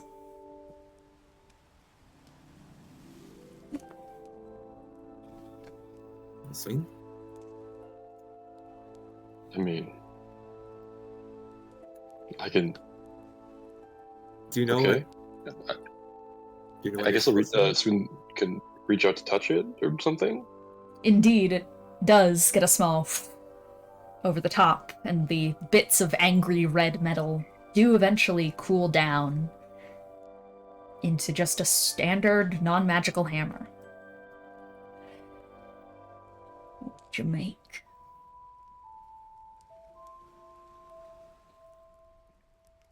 I made a hammer. He kind of gestures you over. Doesn't have a name. He holds it up, takes it from your hand, lifts it, sends it into the air. It floats there for a moment.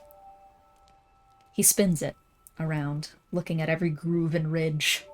He pauses for a moment. You're definitely not as skilled of a smith as he is, because there's still some worn edges and stuff that you kind of struggle to get the perfect refinement on, but it seems like he doesn't care. In fact, he very delicately brushes his fingernail across it and makes a little onto the side.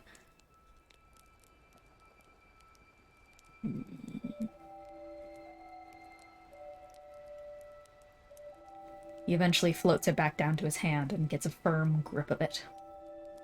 Holds it out.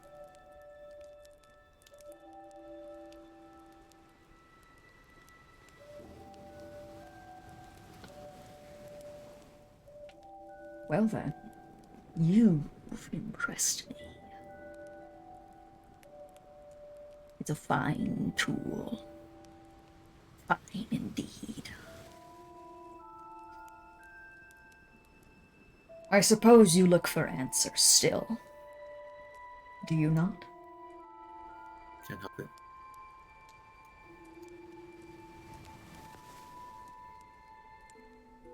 It's iron devoid of mercury and sulfur. He kind of gestures around the chains on his arms. It can't be interacted with via a typical body or connection to the mercury-infused chaos of the world. Mortals, haloed angels, devils. Can't harm it. This. He just holds it up. Just a tool. Meaningless, chaosless object. He raises it up towards the chain shackles holding him down. Puts it up and takes the chain and wraps it over the anvil, raises up the hammer high.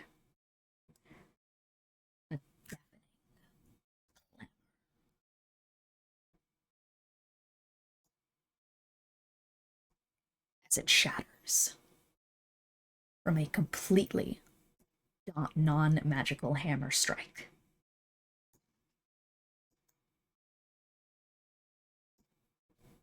He raises up his hand, now free from the chain.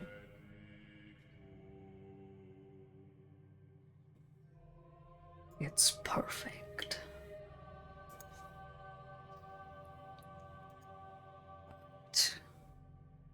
And he throws it back.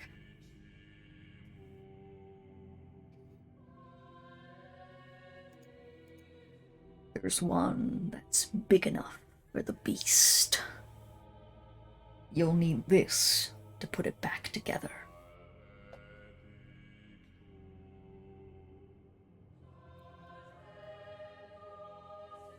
He kind of smiles at you. Open your hand. You open the hand with the hammer, in it, because he threw it towards you. So you open that again, and next to the hilt of the hammer, which you're kind of very delicately balancing, probably with the crook of your elbow, he's left you a small gemstone. Same color and shimmer and sheen as, the teleportation gate inside of here.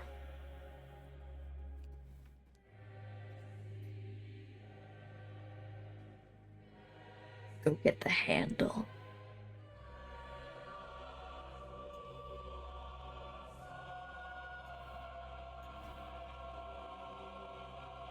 And sorry, are you implying that the gemstone is a portal in itself? The gemstone can be probably used to activate a new portal.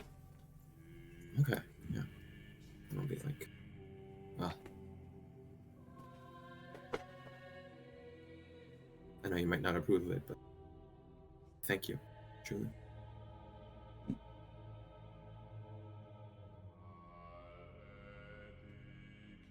And helping me to get a nameless one. Before you go, what's your name?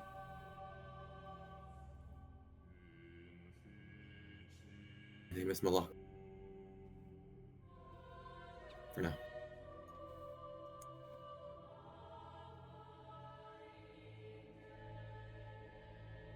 Very well.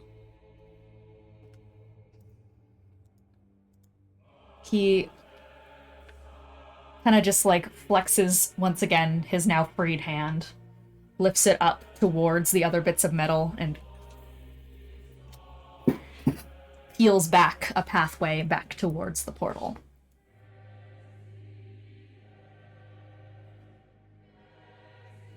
Well, we should head back.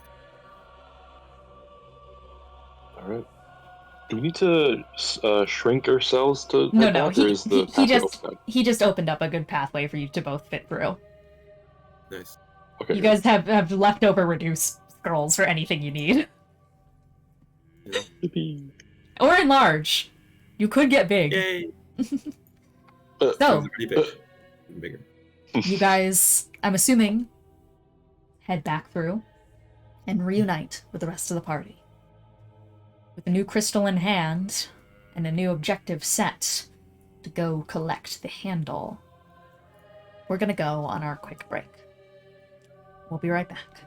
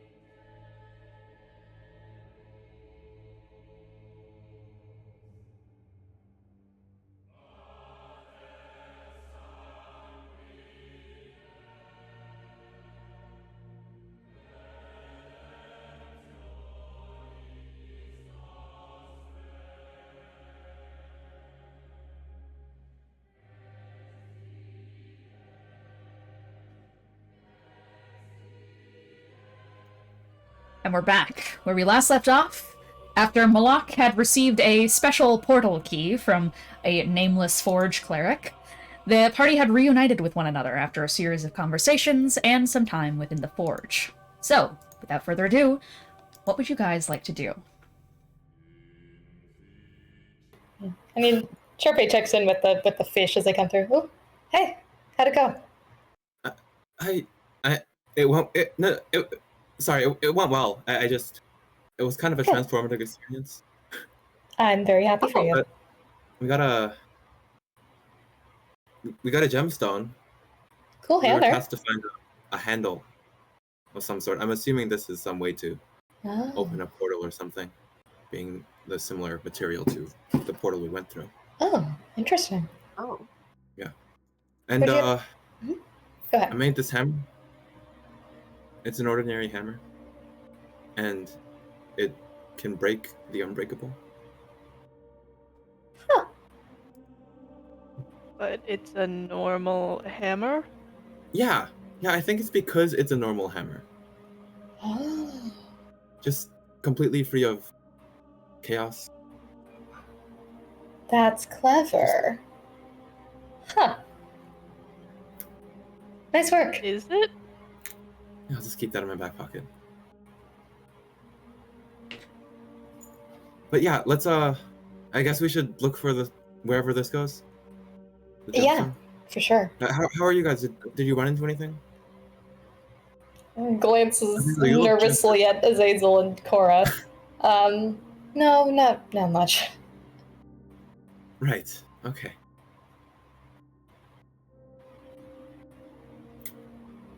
Well then. Should we Move get on. to looking around? You can, by the way, it's just like a crystal you can smash and it'll open a portal. Oh. Yeah. Oh. Yeah, you can just makes a portal. Where's it go? Kablooey. You don't know. Fuck. I think what actually happens is that Will, thinking that it's a key to something, goes to walk, trips, and drops Yep. the gemstone. Yep. Yeah, so Moloch starts to head off and it's just like, all right, let's go. And just immediately there's like a book that's been stray on the ground and Moloch just, there's a shattering noise and a portal shit. stretches out on the ground. And I think Moloch just falls in. Just. And can Azazel see this? Azazel can see this one. Okay. Can I push him in? Yeah. Yeah, he sees the portal, and then you just watch as Korah fucking body checks him in. Long. Oh, okay, are we all going? Yeah, he's going in after, like Okay. immediately after. Let's go. All right, everyone makes their way into the portal, following behind Moloch's stumble. I think there's a moment where you guys feel like you're about to fall a massive distance and such, so I'd imagine for the ones who were unceremoniously falling in or through or were pushed in, that being Azazel or Moloch, I'd imagine there's a small bit of a yelp. But it's immediately offset by how sudden you're just on the ground. There's not really a fall, there's just the sensation, and then you're in a new spot. You look around you and see this shockingly vast room. It's reeking with subterranean truths. It's back deep underground. It has to be back on that lower level. There's dank cave walls that are hardly covered by lacquer and metal, and the air has a distinctive ring to it. It remains lit by a series of impossible flames. The air is still, but the room boils in droning red candlelight. The flickering of candle flame is not the only movement around you. Oozing. There's a squelch of melted flesh like waxed, beginning to squirm across the ground. Rotten lemures and wretched things. The devils here know the lemures are what happens when your core becomes too weak. When you've been taken and beaten over and over and over. When you've had nothing to feed upon. When you've become nothing more than mulch on the ground. Normally they scream and wail, but these ones seem oddly content. It smells like a prestidigitation has been cast to hide the smell of their rotten minds, instead favoring a breeze of something metallic and biting. There are things beyond the lemures, too. Perhaps humanoid in some regard, or maybe once were, but covered in impossibly long black strands of hair. There's an absolutely draconic mass in the corner, its eyes half-lidded and sleepy as it's hummed to with a gentle voice. Sleep tight, bound tight by mother's manner. Sleep tight, falling bright by mother's umbra. A succubus with long draconic wings and a high-buttoned black cloak with black gloves and high-heeled flapped-over boots. Long red hair trails down and lightly bounces into burnt ends. She turns starkly as your yelp vanishes in the wind. Eyes narrow towards you all. Did that old bag let you inside? I could not possibly tell you who let us in because I don't know who. You're lucky. Lord Titivilus has decided to spare you, my wrath. He must think that you're useful. I can't speak much for the patients, though, so I sincerely must ask you to mind yourself around them. Patience? She strokes some of the hairs in long draconic form. You're free to look around. Try not to misplace anything of value. We're working on a strict allyship here, and do not cast.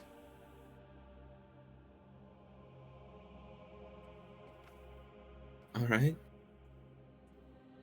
Bloated things Nice to meet the size of Sween shamble awkwardly and wordlessly. Distended, pendulous arms and broken claws with pestilence at their tips. Emaciated husks with patchy flesh and mouths stuffed with more mouths. Quiet. Calm. Just minding their own business. There's a further hallway down the way. That's the only other place that gives some semblance of noise. You hear a slight down the hall.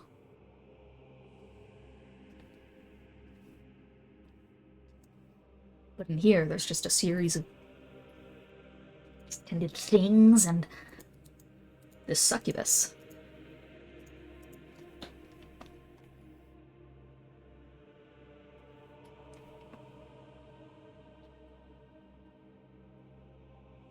Where exactly are we?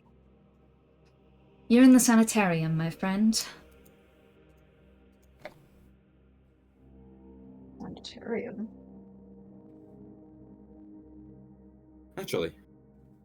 The things on the ground, over Lemures? Bitten Fiend cores. Yeah. Yeah.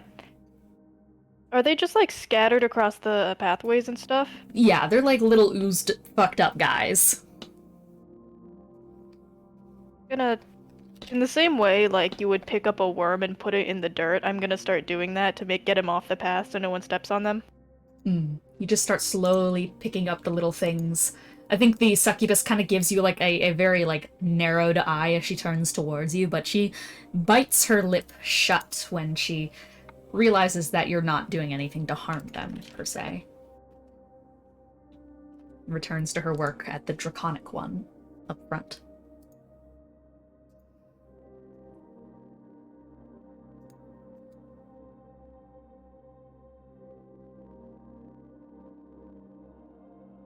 We should look around. I think in the mind link, maybe V's just gonna kind of go like, "Look, what exactly? Well, we were supposed to be looking for the handle here, right? Did your source say anything else? This is unusual." I know that it's big. Hmm. Well, is that it? Yeah, pretty much. Okay, I'm gonna do like a general investigation maybe to see if there's anything like that. Go It's for not it. the worst bleed. That's just that it'll Cool. That is a 25. Nothing in this room, that's for certain. Nothing at all similar to a handle or anything like that. It's kind of just the patients. In fact, a lot of those in the corners, kind of stuffed away, held back by candlelight and some small flickering dancing lights, are a series of those little ones, those gibbering slimes that you saw when you first met Jubilex, and they've kind of pushed themselves against the wall and are towards the flame. But there's nothing like a handle in here. There is, however, once again, further hallways down the place. Okay. She's gonna turn to the succubus maybe and just go, is it okay if I just explore down that I've already told you that you're free to roam. Just don't get me involved in your mortal tainted affairs. And don't misplace anything that doesn't belong to you. Unless it's been cleared by Lord Tivilis. Yeah, I'm just gonna pick a hallway and go down it, and maybe just kind of I'll just look around. Yeah. Don't think there's anything here. Anyone else want to do anything in this room with the succubus, or? I'll probably follow B, but he'll give the succubus a quick "May find the light to guide your way," and go follow her. She kind of just like grits her teeth and just like goes back to doing her work.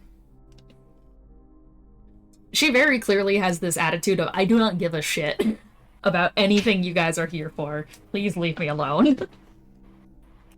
Fair enough. Yeah, Me too. Korah was going to go with B, but what is like, how many hallways are there? There's two different ones that branch off from a main and one. he'll go down the other one. Okay. He's not even gonna say anything to the succubus. She's made it very clear she doesn't want to be talked to, so he's just gonna like. Yeah. Charpay will follow Korah, so he's not alone. Yeah, Charpay, Korah, Azazel, Beelzebub. Moloch and Sween? Yeah. Which path has less people? It's equal amount. Well, they're both at 2. Yeah. I guess we should probably divvy up then. This group loves divvying. We love But we're divvying. met with branching paths. I'll just. Alright, fuck decisiveness. I'm gonna grab Moloch as I'm walking away. Alright. That leaves Sween with Azazel and Beelzebub? Yeah, Beelzebub. Mm-hmm. Okay. Cool. Okay, so some of you guys are heading towards there's plates on the walls. One of them leads to treatment 1, which is where Beelzebub and co are going to. The other one is treatment 2. It kind of both hallways end in thick grated bars. But not thick enough that the kind of more slender ones of you could just slip through.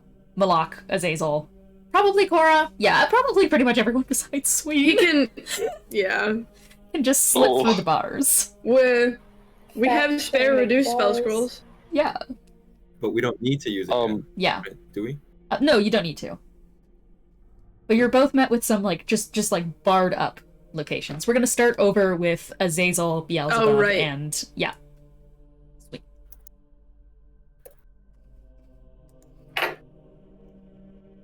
B, Azazel, sweet. You come across a barred cage. Can I make an attempt just to like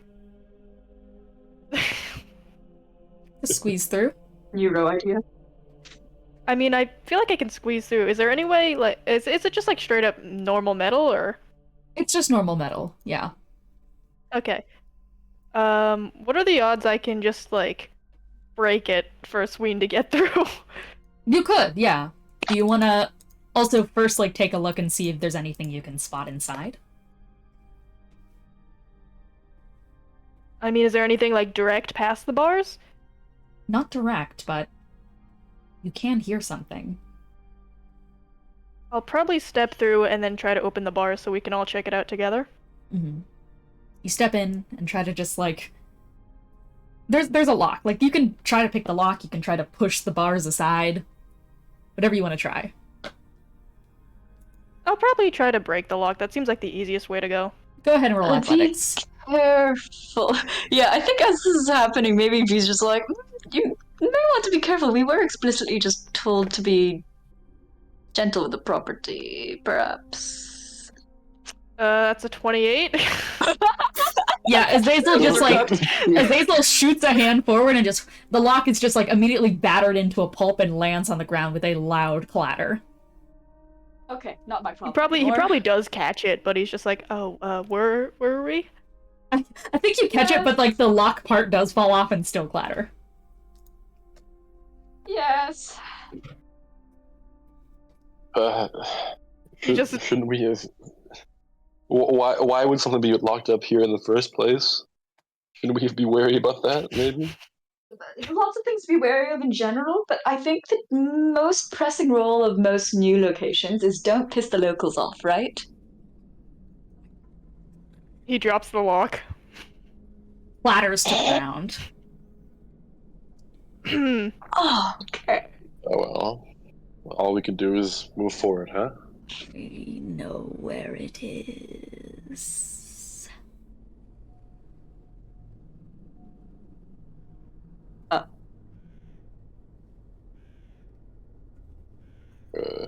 I step back through the bars. You step back. You step back out of the room, but the bars are already open at this point. Like the door is open, so you just step back. What voice is that? To check it out. It's coming from like just barely further into the room, where there is just like this shroud of darkness just piled up into the corner. It's like so still that you can hardly see it at first until it starts to. The abyss. I know where it is. Twitching. The abyss? Darkened filth. Viscous bile drips like honeyed tar. Weak flesh, blackened innard. Fledgling horrors ooze from its orifices like sweat. Slick and suckling back towards its grand probictor. Its fatterous bubble underneath its pseudo-mouth heaves and sways its dusty, bloated Annie. Its improvert Landowsings, Culsiver and Croc. I can't make sense of it.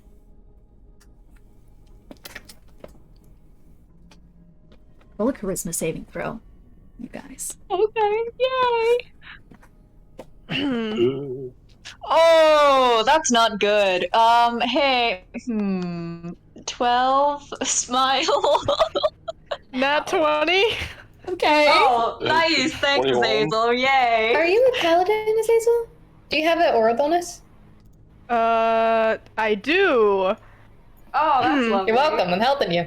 Thank What's you. the aura bonus?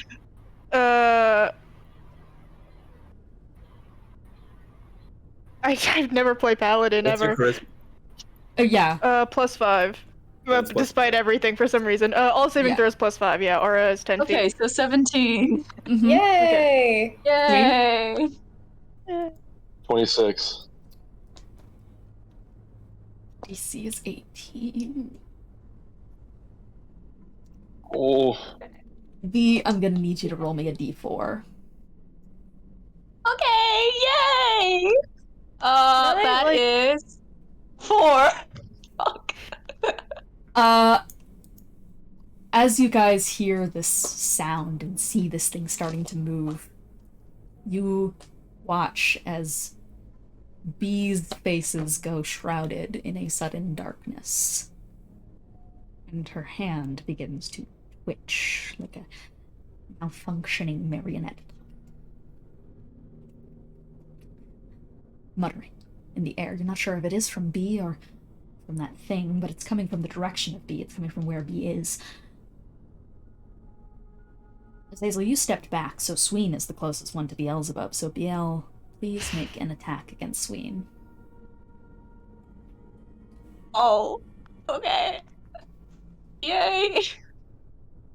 What kind of attack? Am I using my weapon? Am I using my Your fists? weapon. What are we Yeah. doing? Okay. Sorry, Sween. Let me see. I hope your AC is high. Uh, That is. Oh no. That is a 21 to hit. that hits. Oh, okay. Yay. Oh no, it's like so stacked. Fuck me. All right.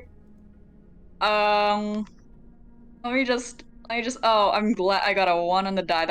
But my thing is a plus. Okay. Are you resistant to anything? I'm resistant to necrotic and radiant. Okay, brilliant. I need to calculate the damage. 1 second. That's okay. So that's a flat 6 piercing, and then that's an additional. Is it okay if I'll just put down what the necrotic is supposed to be, and then maybe we can have it? I don't know how the fuck this is gonna work. Yeah, you're gonna have charisma it. necrotic. So that's like a. That's That's that. And then that's a necro. I'm so sorry. This is like the most fucked thing ever. Ooh, okay, an additional 1d6 necrotic on a hit. Isn't that lovely? That's a 1. You're so lucky. Again. And then, oh yes, 3 lingering rune necrotic. So you're going to need to staunch that. I'm very sorry. Yeah, I'm having such a great time taking no damage with this party. Beelzebub just like swings forward in a sudden movement that is just far too quick for you to comprehend, Sween. As the side of the sickle just goes carving in through your flesh and just gets down. It makes this horrible hooking wound that starts to bleed and ooze. Beelzebub, you immediately snap back to yourself.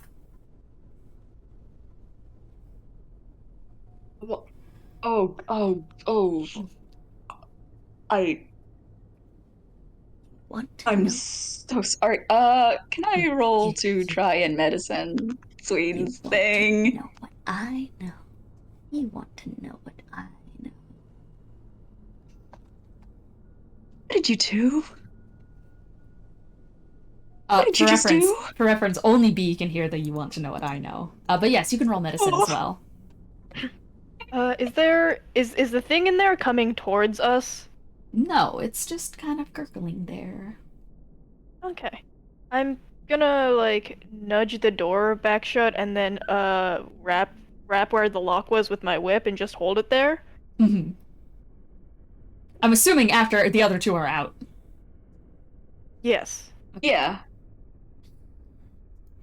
So 17 medicine, you're, like, starting to wrap Sween's wound around as it's just whispering.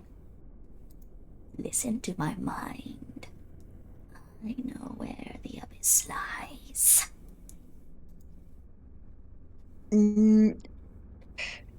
Hey, can you 2 hear it still speaking? Just checking real quick. Hear what? No. Okay, that's not a. I'm very uncomfortable in this room now. Here. He beckons you forward. He's still holding onto the whip, so he's not gonna go towards you, but... What do you want me to do? Oh, just, arms reach, please. Genuine clarity thing. What is Azazel gesturing to do? Just, come closer. Okay, so she just shuffles over after wrapping Sween's injury. And then I'm gonna pop a lesser restoration. Beelzebub, you immediately hear from beyond the bars, like the other 2 are hearing. Better? Did you hear it make all those weird noises? Is that, you guys can hear, yeah. It's making noise. Okay. I can, burn it back shut. Points at the whip he's holding. Sure, it might be good until we know exactly what we're dealing with. I don't think the abyss is a hammer handle thing. I'm gonna use my reaction to activate the runes and Yeah. try to melt the bars back together. As you're doing this, Azazel, I mean, you know what the abyss is. You've seen it. You were suspended under there. You were held in there. Just throw that out there. That you know. You've seen it. Does it seem relevant to trying to get the handle of a hammer? I think it's a broader issue here. The abyss shouldn't be here. It should be nowhere near here. It shouldn't be around. It's this impossible equation. It's this horrific miasma that should not be. No one should ever mention it.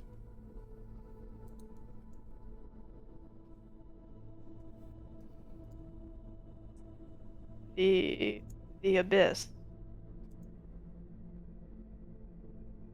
He sort of just looks into the past the bars towards like the snarling beast. Mm-hmm. Just to see what he can see of it. I could not begin to describe it once again. It would just simply trail off into words that are nonsense, but it's just burbling there, gargling. The more you look at it, the more you feel it trying to press back towards your mind, what you just fought off before.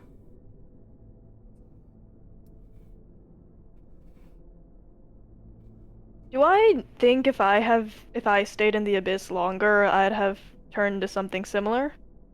Yes. For sanity reasons? Okay.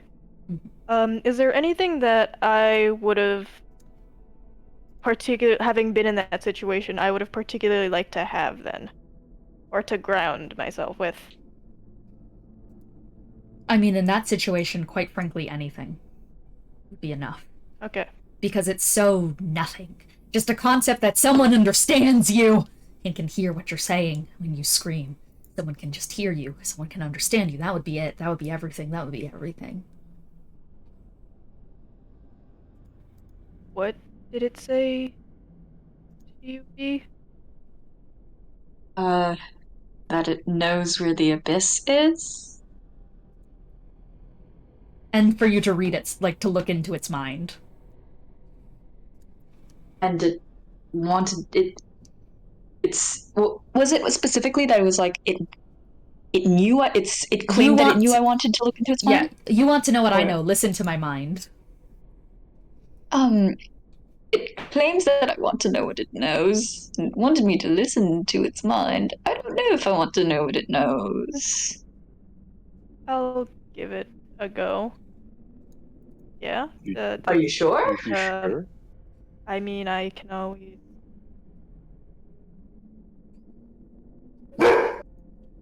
Oh, that's the noise it made! Jesus! Holy shit! Cool. Oh, Continue. Continue. Azazel starts barking. No, he doesn't. Alright, back in. I can always just restoration it back.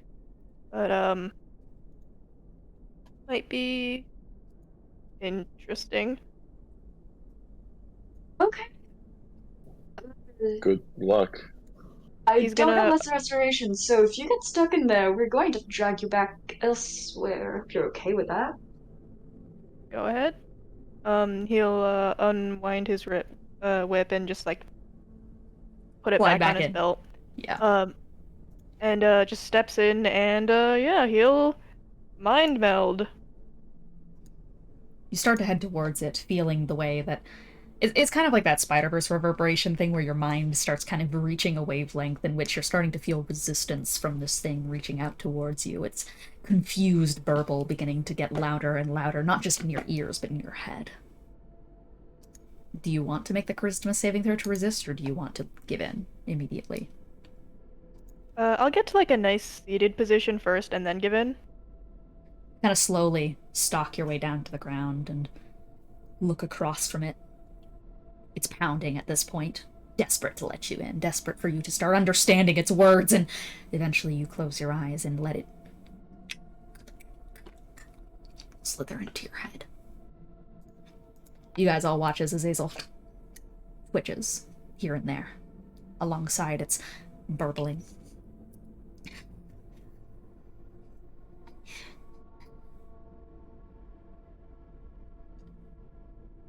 Beyond painting. Knock it loose.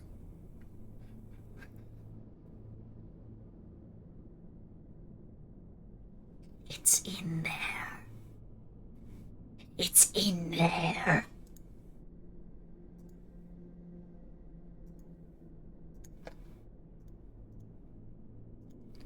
I hear you. Beyond the painting. It's in there. Beyond the painting, it's in there. Knock it loose. Knock it loose. Beyond the painting, it's in there. Knock it loose. Kind of writhes towards you a little bit. You guys see as it's no longer defensively backed into the corner, it's starting to get closer to Azazel. Know what he's doing.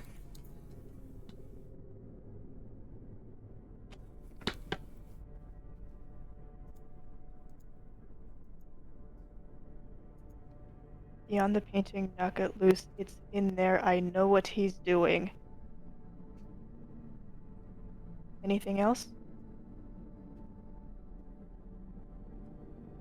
It starts reaching one of its appendages out towards you. He holds out a hand for it. As it starts to go towards you, you get the writhing semblance that up your just through your entire being that you are about to touch another fragment of the abyss. You have seen so much and felt so much of it already that you have a lower disposition to be able to handle this physically.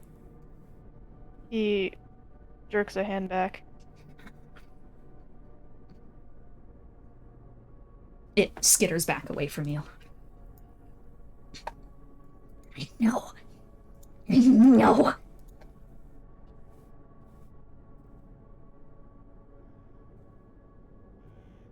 I know what lies in the abyss. Beyond the painting, it's in there. Knock it loose.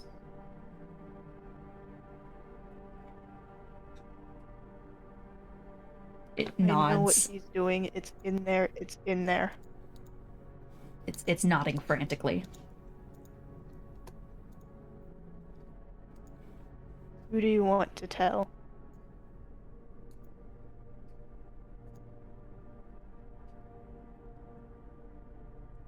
Someone that will listen.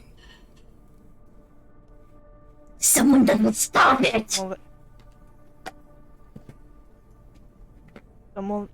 Someone that will listen, to someone that will stop it. I know what's in the abyss. Beyond the painting, knock it loose. It's in there, it's in there. I know what he's doing. You kind of just keep muttering this out loud to yourself. That seems to be what it's wanted to tell you. You've seen it too. I have seen it too, he says. And he sort of like falls a little bit out of the alert, attentive position into something a little more relaxed. Not necessarily relaxed. He's still ready to like bring up and go because this is the abyss, and yeah, he's not quite ready for that again. But yeah, into something a little less direct. I have seen it too.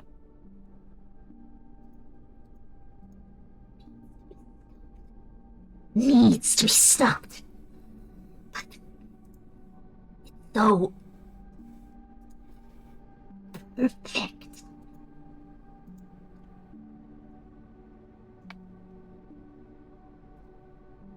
Is it?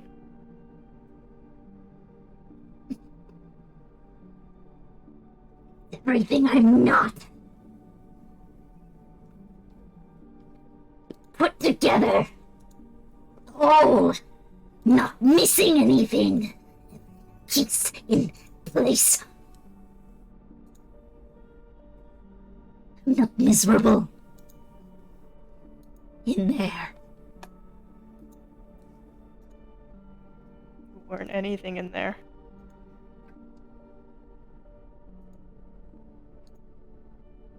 Don't you not want to think of... You want to stop thinking about her for just a second?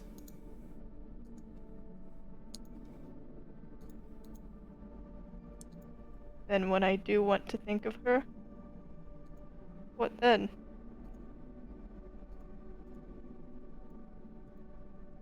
It'll be hurt. Chaos and hurt.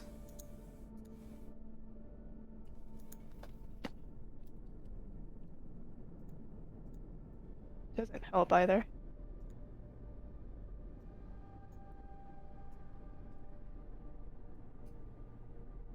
It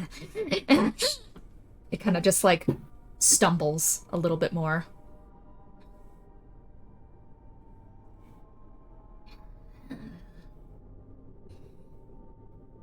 You need to stop them. You need to stop me.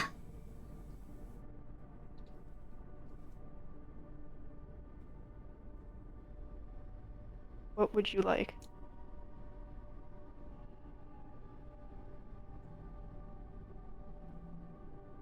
Kill me.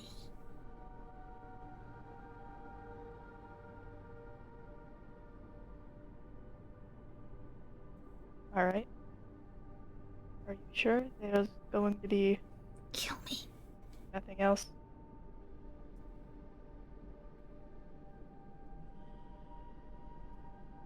Let the vorpal blade go snicker snack.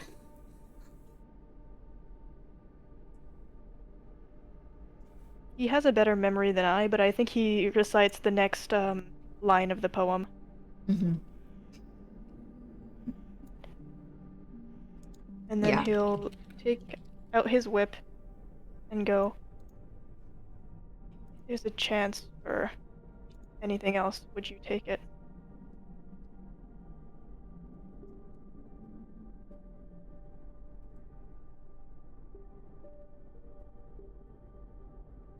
Nonsense and chaos.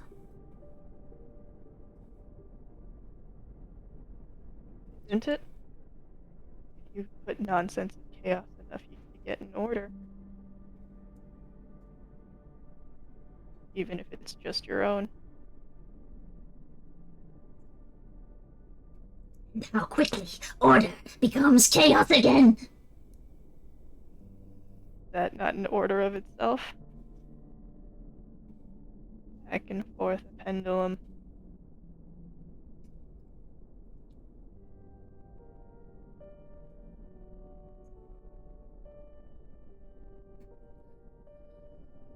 You can tell it's starting to fight against itself, in a way. Going up towards the wall and slamming itself against it and just trying to keep its gait somewhat steady.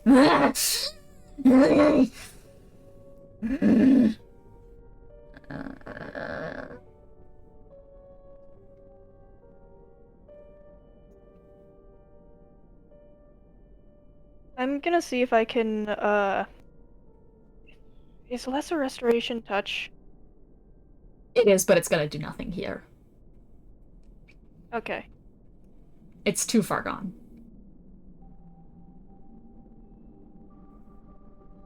I think even if I can soothe it a little bit, I might do either Lesser Restoration or Lay on Hands. Okay.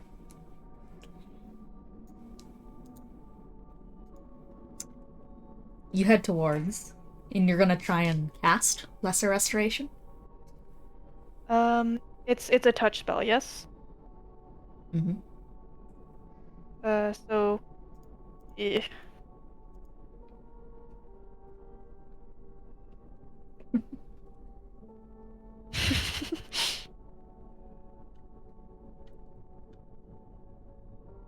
He's going to hold out a hand again, and I think instead he's just going to hold out a small a small flame, either from create bonfire or prestidigitation. Mhm. Ah, I see.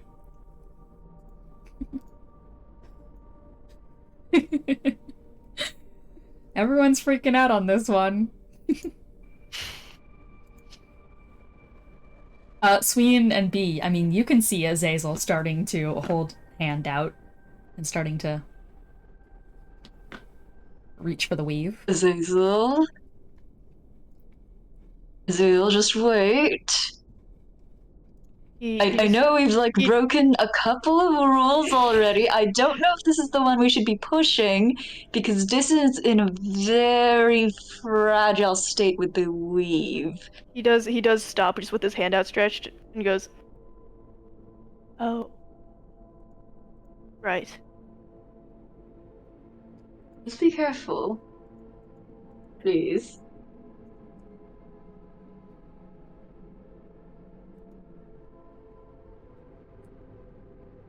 It kind of just gives it's just very defeated as it looks, and kind of like curls back into itself and slithers off into the corner and just lumps. I'll leave it a candle lit normally, Mhm. just for a bit of warmth. Yeah. And for a bit of light. Yeah. And you stand up, I'd imagine. Yes. And walk back to the other two. You okay? Yes.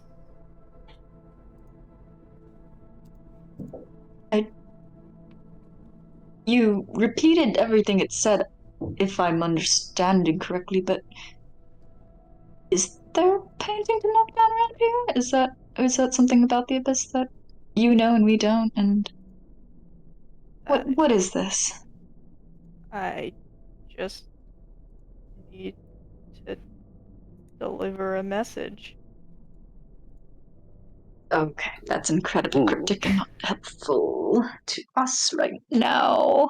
It asked me to take it to someone who will listen, someone who will do something. Are you not the person who is listening?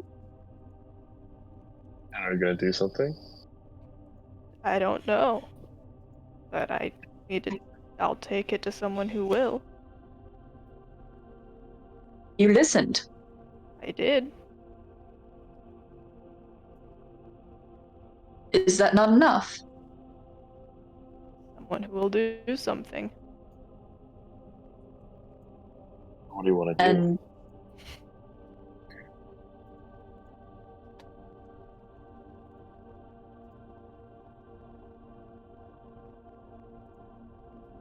are we not going to continue? I'm not going to get in the way of anything. What? What? What do you mean? What do you? Huh?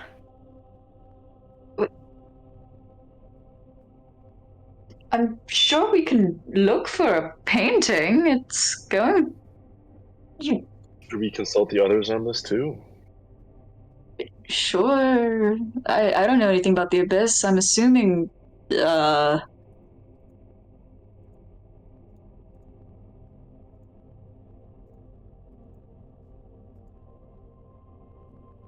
Zazel, is there anything else you want to tell us?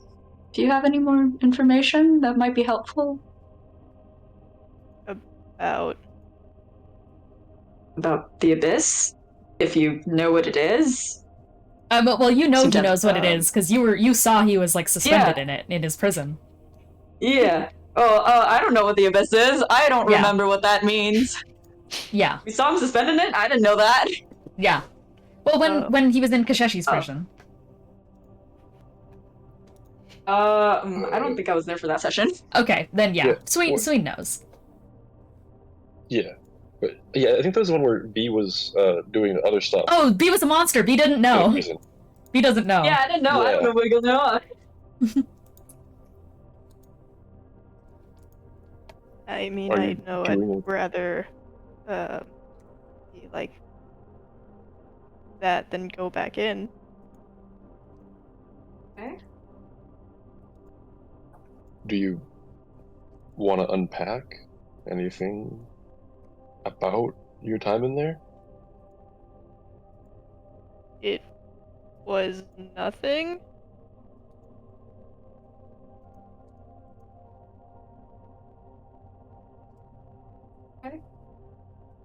Fair enough.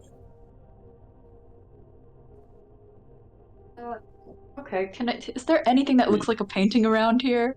I think Mia's just so lost. She's like, what the fuck is this painting? What the fuck is the abyss? Basil is so bad at emotions, dude. He's got 4 of them. I think, yeah, you guys start, like, kind of looking around, just, like, aimlessly trying to find exactly what he's talking about and such, and, I mean, we'll get back to that, but in the meantime, the other group.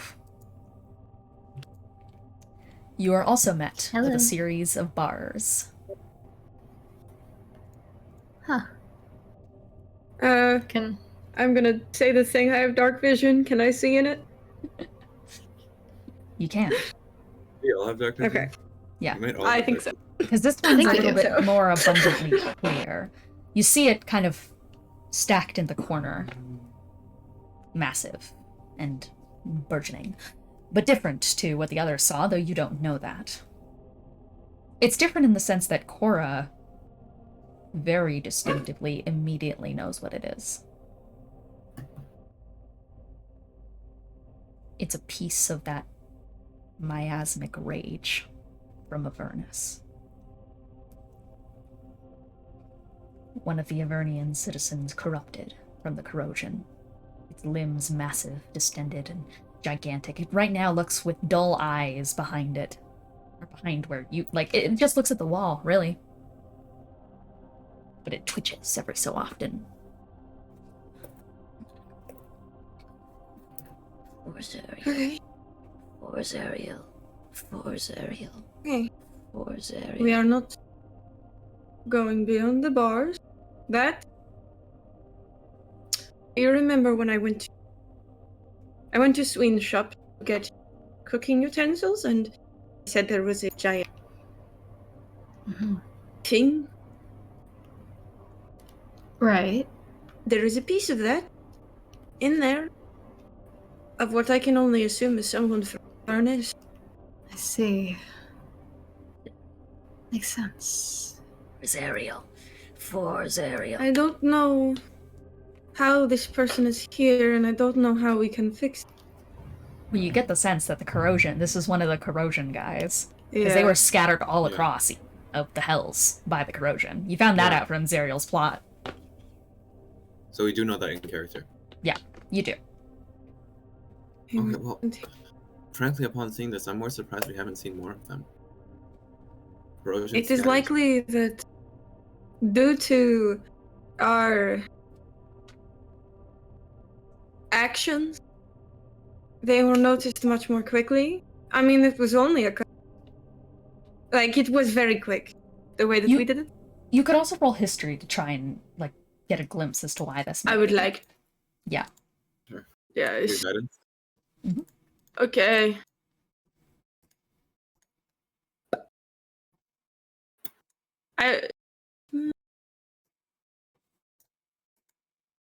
It's a good first roll. That's a good guidance roll.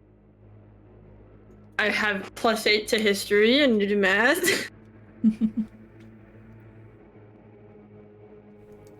31. Cinema! I mean, quite frankly, the Iron Archive, from the exterior, is practically impenetrable. If these creatures drop down from the sky, which you get the sense they kind of did, they're just sent down like giant fucking nuclear strikes from the corrosion as they're taken away, then the Iron Archive of Dis was very likely spared. There are likely some still out there roaming around Dis itself, but on the inside of the archive, this one must have been captured here. Oh yes, the corrosion. But these people, like rain, This was called treatment 2, something. It is a potential that they are trying to research and see how to cure it, or at least they are trying to cure it in general. I see. It is muttering for Zerial over and over. How did we remove B from this state? I don't think we've been able. How did he do that? He didn't elaborate. He just sat and meditated for a while. Oh. Stupid everything. Zerial. For Zerial. For Zerial. Was that first word it said burn, or was it just for, but with like a... It was burn and then for Zerial. For Zerial. For Zerial. Burn Zerial.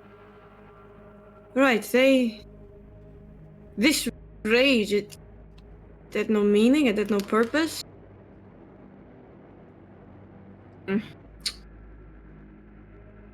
Cannot cast spells.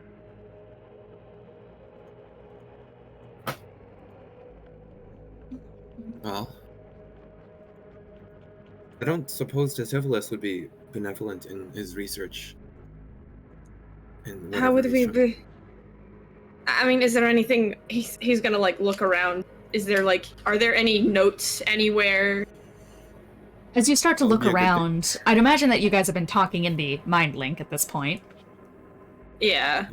You start to turn around, and I think as your foot touches the ground, one of your tassels from your garb kind of just swings outward and very gently against the bars behind you.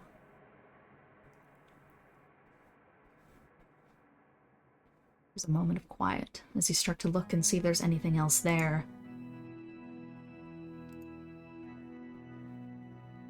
You don't hear the sound of footsteps.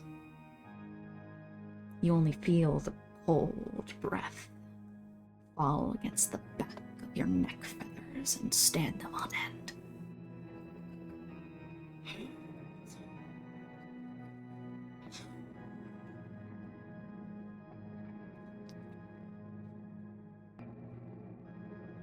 You feel the eyes of rage upon your back, Korah, as the other two of you, Moloch, Charpay, if you were still looking at it, it seems to have just, like, moved. It just appeared.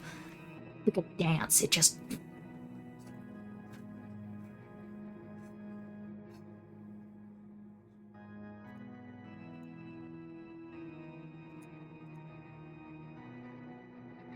Yeah, I think I'll just, like, upon seeing that, pull Korah away. Or try.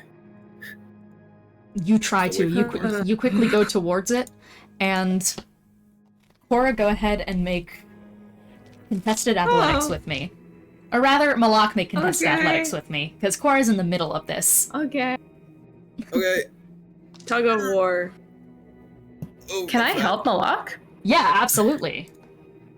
Please. Okay. Because I rolled a 4. That's much better. Yay. 19.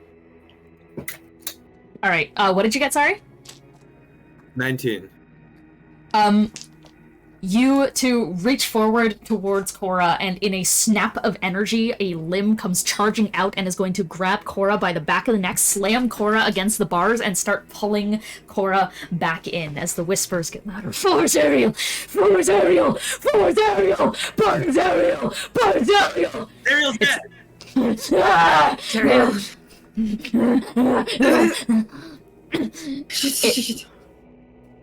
As you say Zerial's dead, it's going to start dragging its claws inside like of Korah's neck, and you start to see ichor burst out. Korah, you're going to go ahead and take... that is going to be 9 points of piercing damage as it just into you, with an additional 3 points of radiant damage. Radiant. Yeah. You have a sword, right? Yeah. Yeah. Size, but yeah. You gonna try like cutting off its arm to try and get it off of Korah? Yeah, absolutely. Roll to hit. I would love to do that. That'll be... I mean, we got 3 attacks, so I guess I'm doing it. 17 on the first one? 17 is not gonna hit. Okay, let me try it You're again. buffered off its hide as it continues to squeeze itself deeper into Korah's neck. Okay. The last one was lower. Middle one, 21? 21 hit? 21 hits, yeah. Yay! Go ahead and roll Is it damage. Yeah. Should I smite on this fool? Maybe I should smite on this fool. Well, it did radiant. Is there any amount of judgment if smite would be beneficial here? It's called the biblical rage is the thing, this condition. Yeah, it is. Yeah, I don't think a smite would do much. You're right. Well, it's just a baby bitch, little bit of damage. It's 6 damage. Alright, 6 damage. It's still enough to have it loosen enough on Korah for you guys to try another athletics. Against Okay, it. I'd love to. And it'll roll at disadvantage. Okay. I am so glad it's rolling at disadvantage, because the first roll was a natural 20. Oof. Okay. Are you rolling at advantage, Moloch? Yeah, I got an Yeah, 18. nice. You can roll another 18, natural 20. and you grab onto Korah and just yank Korah out of its grasp. It leaves like a trail mark down Korah's neck as it starts screeching these horrific noises against the bars and reaching out towards you. As you guys start backing up, I'd imagine still facing it to at least like get eyes on its next moves. Charpay, you lay on hands, lesser restoration, something. Yes. And No, she does it immediately. It's not magic. It's We said Yeah. lesser restoration. Yeah, lesser. Yeah. She'll do lay on Lay on hands. no. hands. He means it. Yeah, he means lay on hands used as lesser restoration. Yes. That's why he Yeah, put yeah. it together. Yeah, she immediately does that. Yeah, okay, lay on It's hands. just I'll give you like Oh, 10. man. So Charpay, you go to grab on and just like pull Korah back from this thing raging against the bars. It's so loud and so vicious and it screams of agony that it's pretty much eclipsing everything that you guys are saying. So you guys pretty much have to shout at one another, or Korah at least has to shout over to get those commands out. As you get the lesser restoration on, those cuts start to seal and snap shut. But they leave these horrific scars, which is strange because healing magic normally never does. Just rips of black tearing through the feathers. Thankfully, some go to cover it up, but it's deep. It's deeply embedded in there. That's when you guys realize the fog has rolled around you. Same fog from the sewers. No. Different.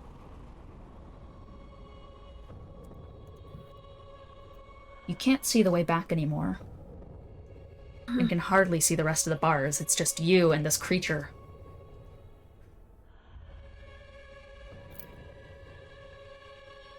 It's something else that pounds less in the air beyond its screaming, but more so in your sensations. 1, 2, 3. 1, 2, 3. You guys can try to look back into the fog. As you look back around, you spin around, and you're looking back at the bars with the creature. You can't turn away from the creature. And there's something stepping behind you. Okay. Is it at all calming, or is it still raging against the bars? It's still raging, but slowly the footsteps are beginning to eclipse the sounds of it. It's becoming like muted slowly in the background, or maybe you're just getting so deeply used to it. I think... Because Korah is more in the mindset of soothing the person in front of them because they are a corrosion beast and potentially getting rid of that.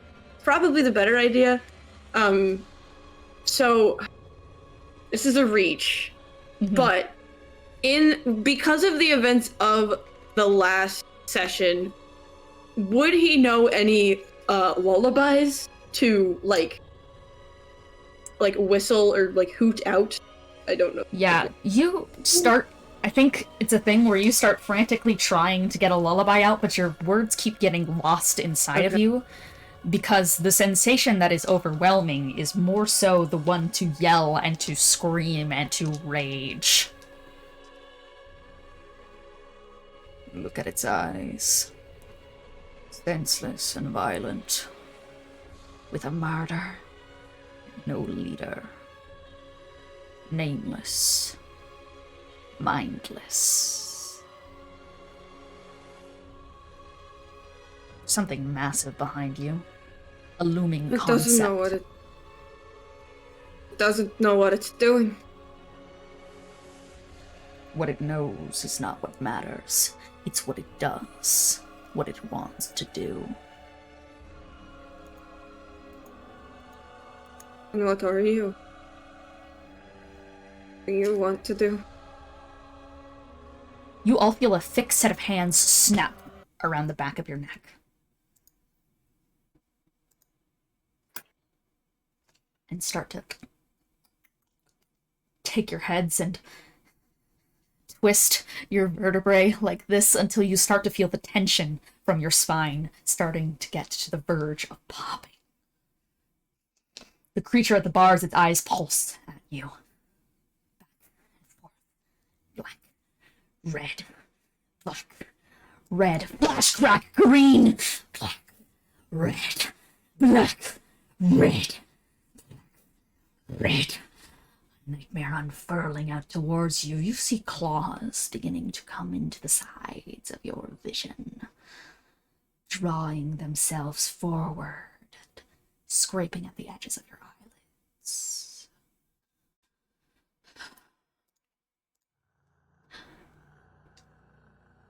You hear the voice continue to speak.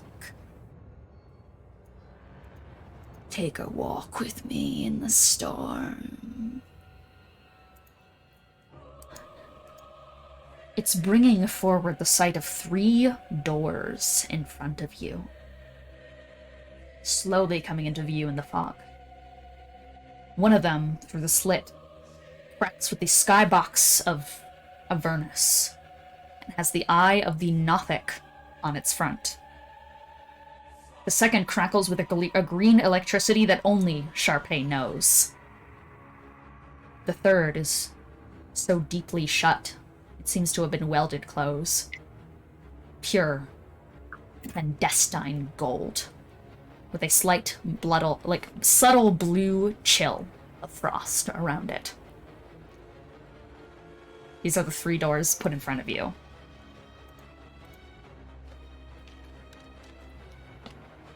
The voice isn't particularly guiding us to either one first, It's not. right? It's not. Though you get the sense that you can choose one. Okay. Like us each individually choose. No, The same group one? collectively. Good. Okay, good. Any doors dry your eye? No. The just confirming, the green lightning is Yaksha, right? It's Yaksha, but once again, there is also one, like, very distinctively with the Nothic's eye on it. The Nothic you guys never saw Right. after Avernus, like, after you went on your mission up towards Zerial. He was left back at the camp. Shit. Oh, sorry, buddy. Is the gold at all any familiar? Nobody can. Not to anyone besides Charpay. So all Other 3 than the. It's just new god gold up Right. and down. Oh. Okay. Maybe Is- we'd ought to... Oh, what were you gonna say? No, sorry, I forgot what the question was. Oh, good. Maybe we'd ought to go with the one with the Nothic. My friend Yaksha had green lightning like that, and I believe she is certainly modified by the corrosion, and she was extremely powerful, so I don't know if I'm ready to see what's behind that door. Wait, was Yaksha the one that kind of evaporated from the Yeah. corrosion when I first met you? That's the one, yeah. Okay. They should be dead. No. But Transported to a different plane, right? They didn't That's- seem stable. Even if it, I know this doesn't mean anything to you. Yaksha's a colossi. They're demigods, in a sense. So even if it did kill her, she'll be back. And probably in a bad way. So what I'm getting is that it's dangerous to go there. Yes, I would say so. We don't And know that's anything the about the last one. corrosion. What did you say? Sorry, could you repeat that? Oh, just that last one you know nothing about? Gold of new gods. And a Pantheon. distinctive cold chill.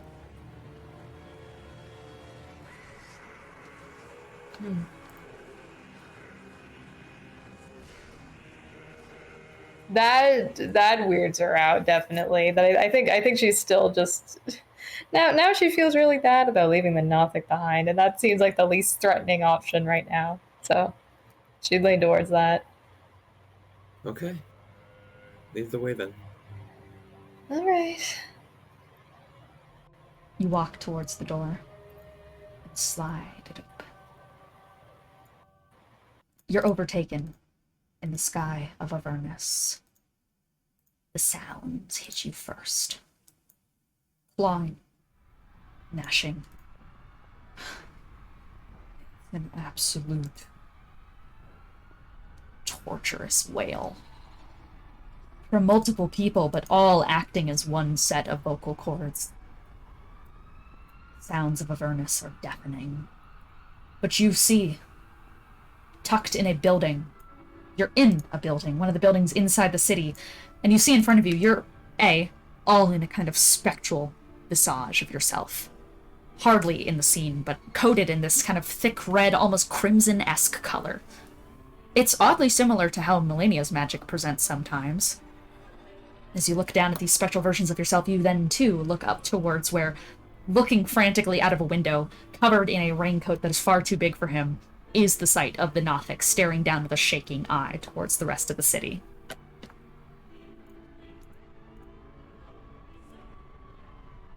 Can he see us, or no? You have yet to try and get his attention, because he's currently looking outside. I guess if there's not anything else to do before doing so, yeah, I mean, Charpay will step forward like, hey, hello? It turns around. Hey. It skitters towards you and immediately tries to go up and, like, grab at you, but it fully phases through your forms. Oh. Sorry. Sorry about that.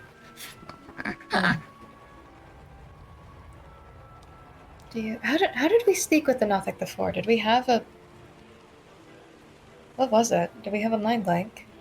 You usually did, yeah. Or no, the Nothic just... The Nothic just has telepathy, isn't it? Yeah, it does, but that's what it was. I think it does definitely reach out. That's not happening here. Yeah. Oh, it does? Okay. Yeah. Nice. Hey. Where are you? Well, right now we're not in Avernus. We're in the next layer. I'm sorry. Are you okay? Awful. Yeah. What's happened since we defeated Zariel? What's happened since then? It gestures out the window for you to look. Yeah, you're right. I should just look. Bells chime from She does. afar. Metal on metal. A grotesque ringing that sounds with reverberated screeches. It all culminates into a voice. It's horrendous. You hear it in droves over the air. It's for Zariel! Over and over and over. Like it's become part of the air itself. You see forces down on the ground. You get the sense that some are from Mammon's court, some are from Mephisto's. Those are at least the most prominent. Swarms of insects on the front line. Tears in the sky that spill with more and more and more. There are constructs amidst the chaos, too. Great hawk wasps and worker bees on all four that have been sent out into battle. They have numbers engraved into them. But the all-consuming rage moves like a blizzard through them all. Battered in so much black, they look like an abyss. The Nothic leans out the window, and then he points up towards the spout above. The only place yet to be enveloped in the darkness of this abyssal miasma, and there's a familiar-looking light that shines in streaks.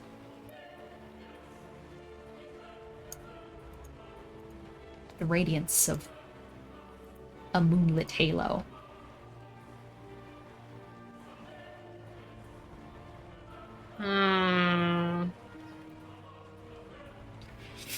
Hey, Korah? What? Didn't you have that halo in a box? You've got to be fucking kidding me. The Nothic looks towards you. Trying to get up where the light is. Right. Fuck. Look it. I had it up until recently. It just now disappeared. One of the Archdevils must have taken it. Is the halo? Which one? Is it clear who the halo is supporting? You'd have to go up and see. Okay. If we are a spectral form, can we? You can like float, but you try to get further from the Nothic and you can't. Okay. Fuck. Seems like our perception's tied to you. We'll We can. keep going up. Okay. Don't push yourself. Yeah, we need to be careful. I was a wizard. I'm crafty. You are. That's very true. He scuttles off the side, kind of clinging onto the walls of the side of the building, and starts scurrying up. And you begin to follow. As he starts to make his way, trying to duck throughout different twists and turns that he's clearly been mapping out for hours, you start to see movement in turn with his. He pauses every couple of seconds as it seems to towards him, but then it stops. He has tears biting away at the corner of his eyes. He's horrified, but he keeps scrambling upwards and upwards. Every shadow feels like this imperfect, horrific darkness. You see hands reach out from it occasionally, go to grab at him. The Nothic is going to make a dexterity saving throw. Is there anything we can do to help? And we're not here physically. Does my aura count? What are you trying to do here? If my paladin aura would give him +5. It does. Nice. Okay. Paladin aura can give +5. Anyone else want to try something? I don't want to risk casting. Yeah, casting is. If we see this about to happen, can we give like a warning to potentially give it advantage? You can, yeah. You quickly shout out like to your left. Yeah, look out! And at advantage with the +5, a hand reaches out towards the Nothic's neck and it ducks underneath and skitters forward and makes another leap of faith towards another side of a building and grabs on, kind of scrambling around a little pole as it tilts underneath his weight. You're doing great. Scrawls on top, continues to skitter across the rooftops, jumping building to building. The carnage is loud below, and it seems to get even louder the further you're here, the longer you're here. You can only imagine what the Nothic has been getting through at this point, how much he's heard of this. He's kind of struggling to keep his eye even anywhere beyond focused. He keeps phasing off, stumbling. It gets to another point where he's about to make a jump. And there's a slam. It reverberates up the entire end of the mastodon. You can't feel it, but you see the way things start to shake out in a shockwave that is heading towards him as he is winding up this jump. in the distance, you also see a glow of deep pink hellfire, the color of the talismans that Korah wears. Wings touch down to the ground. Bullets ring out in this horrific noise. A laugh. A furious screech. Mad. Yeah! As Fiona steps down amongst the chaos, blasting off sniper rifle rounds in these deafening noises and stamping down in shockwaves against the ground. One of the shockwaves is once again going right towards the Nothic. Is there anything you guys are doing as he's trying to make this jump?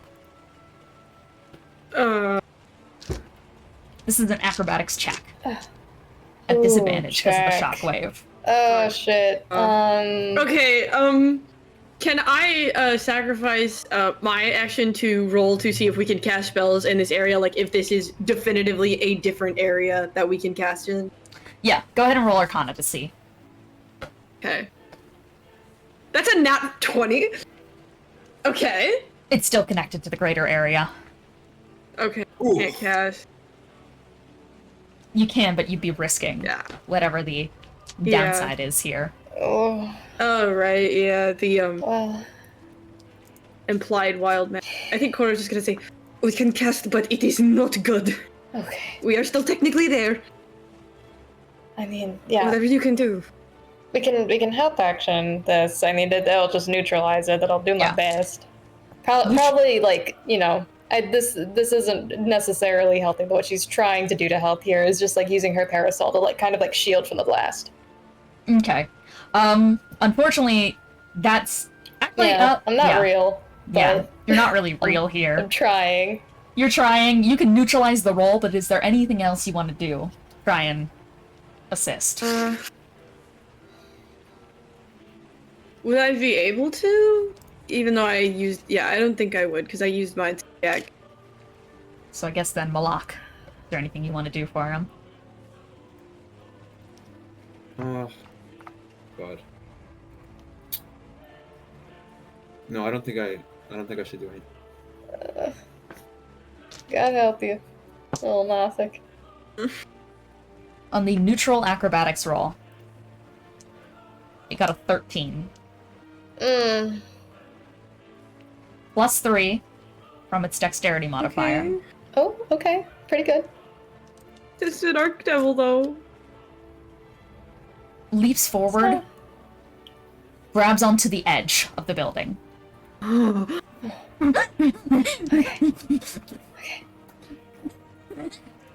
You're so close, you're so close.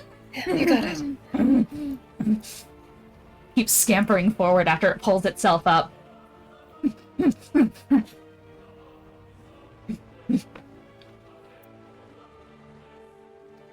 One more jump. Okay. Is this a disadvantage or just flat? Fiona is still making so much of a carnage disaster down there that it's at disadvantage. Okay. Yeah. Is it a check or save? Yeah. This one is this is another acrobatics check. Fuck. Okay. Fuck. Yeah, because I think most I can give is guidance or like enhanceability. Yeah, but Either way, neutralizing. We gotta risk it. Would just cancel out help. So guidance would be the best, and that's a cantrip. Yeah, I mean, we've been guidancing, and it's been fine mostly. No, you weren't not down here. Throughout. Not here, but throughout the place. In general. Wait! Does portent count as casting? Can I portent my fucking 19? You can use portent, yeah. Okay. Oh, Okay. thank God. Portent is after the roll, right? Yeah. No, you can just portent. So we can see. You can see what it would have been too. Yeah, we can see if he does it, and if he doesn't do it, then yeah, that's awesome. Okay. Okay. Cool. That's good. And I'll neutralize the roll for him. I'll do my best. That's a natural 1 on the dice. 19! Korah, you quickly lunge forward and snap your wings together and portent as he is right about to miss it, and send out the 19 plus his 3, 19, 20, 21, 22.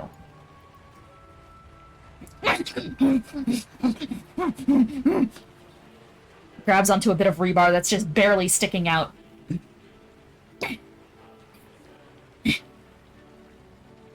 Reaches in, claws on top.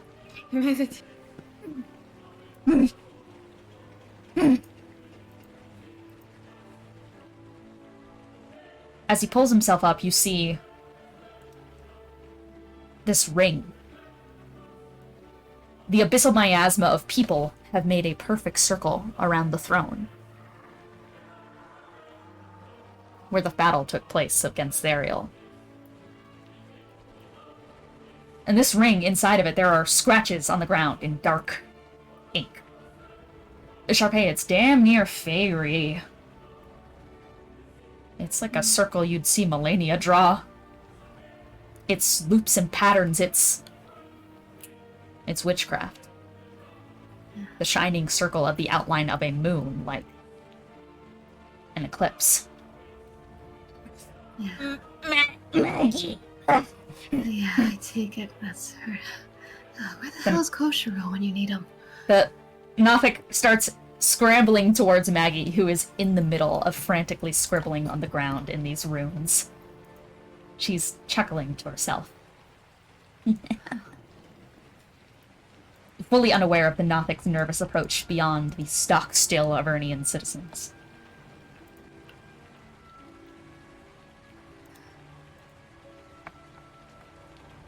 She's got Clutch in her hand. Korah's puzzle box. Which she stole while she was invisible. Oh, you little bitch. I'm gonna lean over to the Nothic and just point at the puzzle box. You need to get that. That is...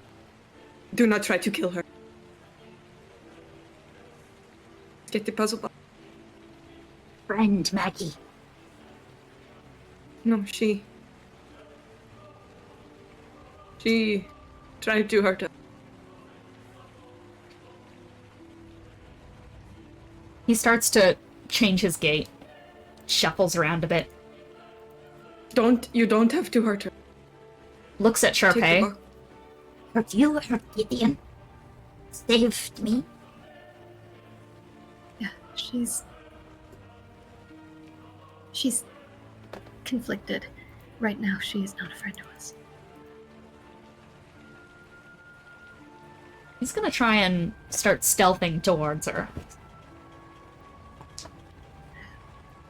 He's gonna roll a stealth check. Anyone want to help on that? God.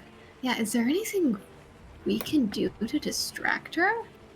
She doesn't seem to notice you guys. Yeah, we're not real, but like, Yeah. you can try.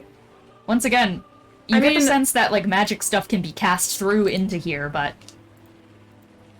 Yeah.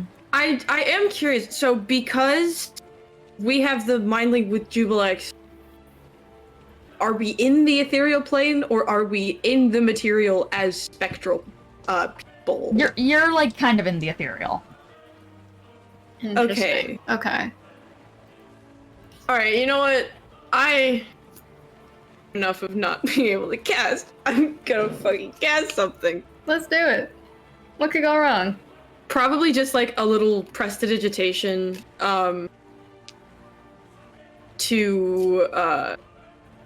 he takes inspiration from what he saw Tativilis do, which was like throw his voice.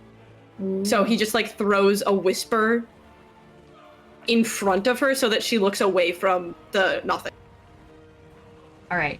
And then what do I need to roll for that? I'm still rolling stealth, but I'm giving advantage. Gotcha. No, I thought I meant for spellcasting. We'll get there. You don't have to roll anything. Okay. Yay. Listen, I'll face the consequences of my actions. Yay.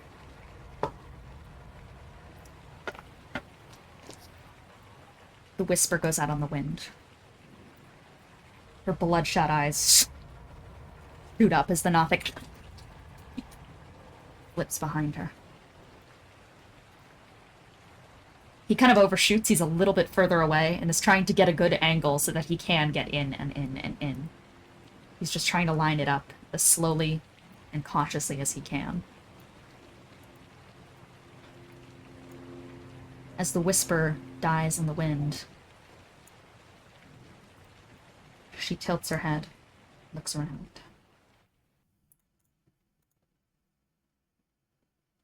Who is watching me?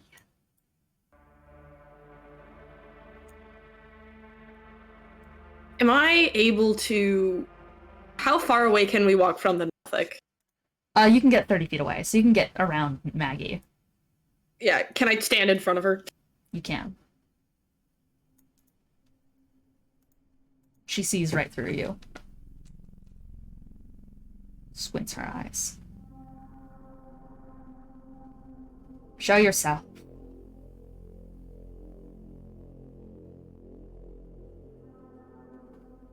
Come on. I don't have all day.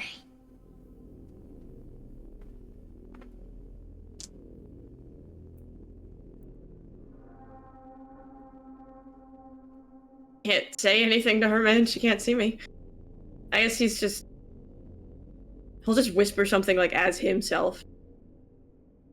Well, you can't hear me either. What's that?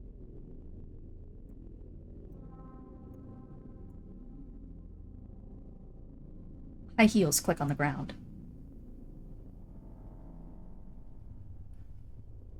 The Nothic freezes in place.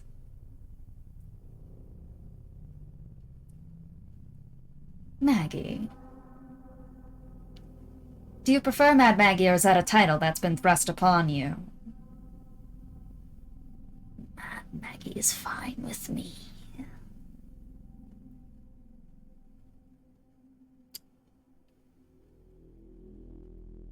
Roxanne steps into view, flanked by 2 Starspawn.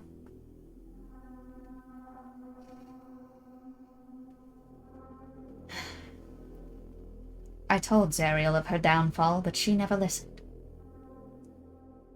But you're different. Always have been. Haven't you? I know a follower of Genesis when I see one. I didn't fight in that war to negotiate with ilk.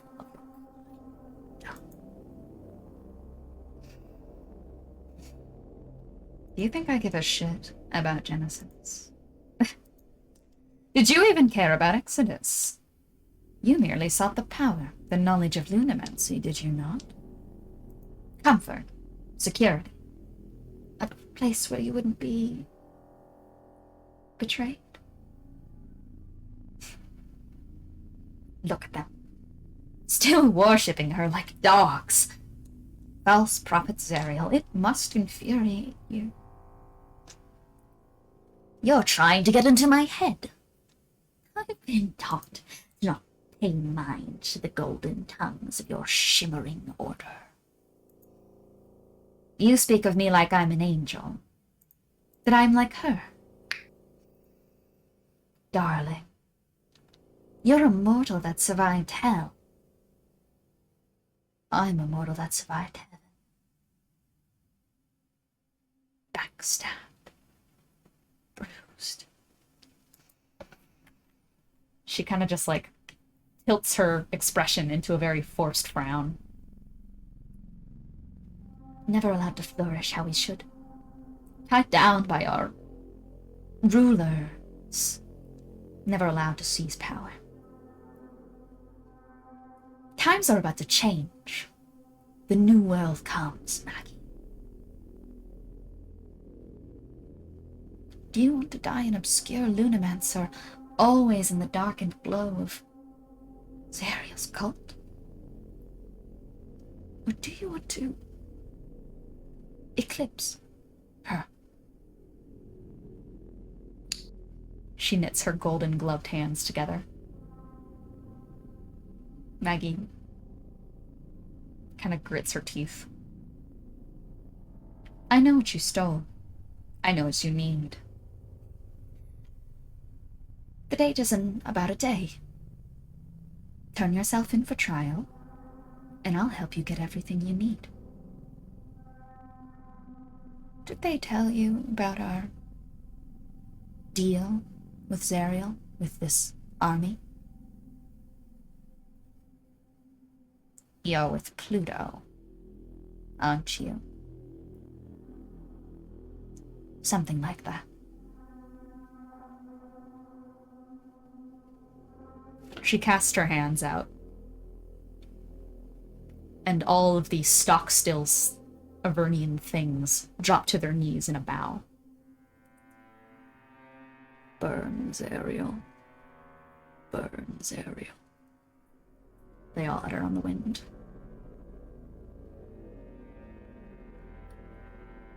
Seize it, Maggie. Be better than Zariel.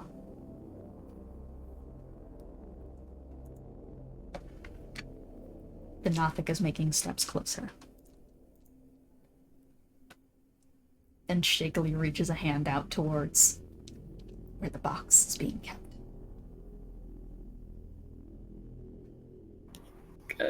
Can we get advantage or anything? Any Oh my help God. actions? What do you want to do? Ethan, you're muted if you're about to say something. I'm not. I'm a caster. Okay, and I can't casting. Fuck. I mean, we could. I mean, in for a penny, in for a pound. You might, yeah, sure, fuck it.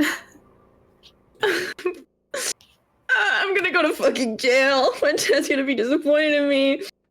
We already did the biggest crime. We might as well do more. I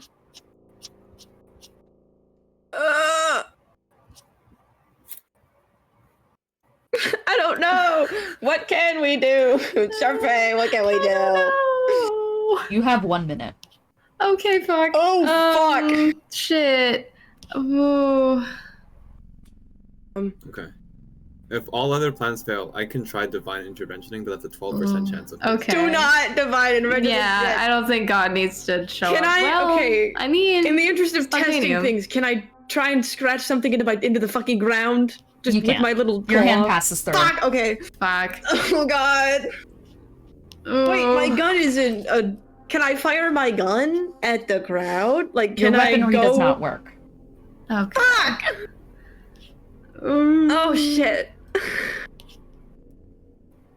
We can't pass. But you I already did. fucked it with that one fucking. Yeah, I already fucked it. Might as well, right? I don't know. I also don't have any useful spells for this.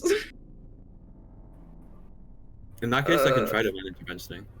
Just No, that is not gonna work. I'm It's sorry. spontaneum, right?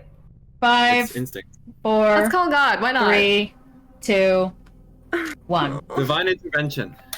Try. Gonna ask instinct to get us. Oh, the it's halo. instinct.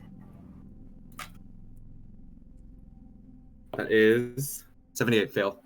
Fuck. Yep. God is not here. Okay. And we shit. are fucked regardless.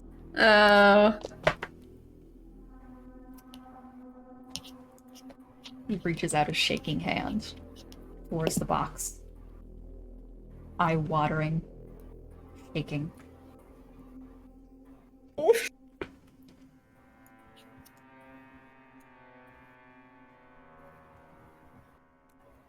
Roxanne clicks her tongue. Is that your pet?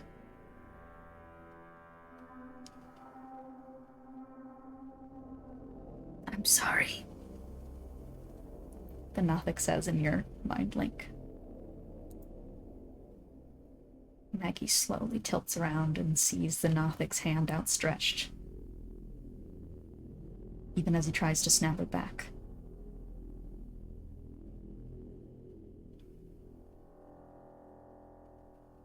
You as well?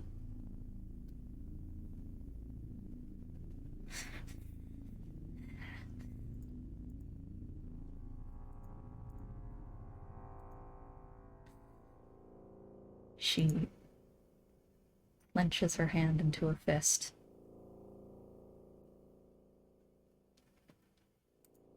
I told everyone, and you heard it too. There's one thing I hate more than anything else. The Nothic just stares.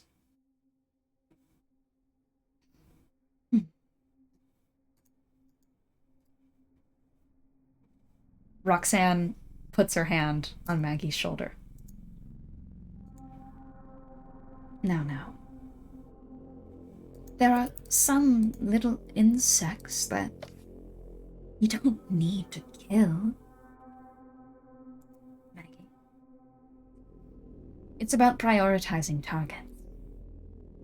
But if you can send a message, that's a surefire way to power.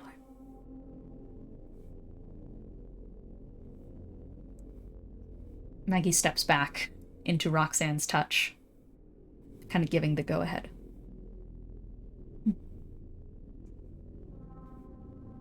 Can you even counterspell anymore? Oh, what I'd give to turn some people into you. She snaps her fingers. Everything goes horrifically light around you, as she summons a small mote of sunlight directly in front of the Nothic's eye.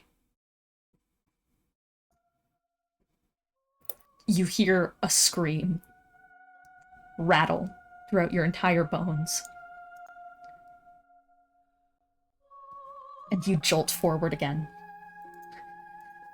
Back where the cage is, back where that creature is looking at you. It's gone quiet now. Leaning against the bars. The fog dissipates from around you.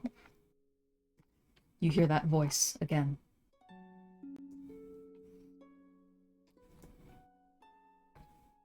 They were left without a leader. One will always take its place. If it wasn't gonna be me, it was gonna be someone else. The Archdevil said they'd take care of Maggie.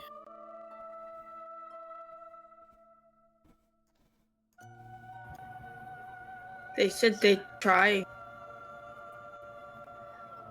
You'd have me believe that Archdevils can't... a group at that can't deal with her? Can't do fucking anything! We're fucked! Oh. Well, no. Roxanne said she should turn herself in, because once she does, she has to go through trial. So it's the laws that Belial put in place that's allowing Maggie to get off here without immediately being executed.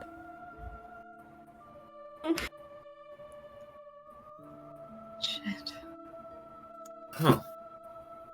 Whenever bright side there is, they're too busy worrying about killing us There for is now. there is no bright side. Where the fuck is the bright side, Moloch? Just Tell me war. that. Just war. There's no bright side. That voice rings out again, just war. No bright side. Tivilish is right. The Archdevils are too busy arguing with each other to see the problem, and it's too fucking late. They're in Avernus. They're going to take over Avernus. And the rest of the Hells are next. This was a fool's errand.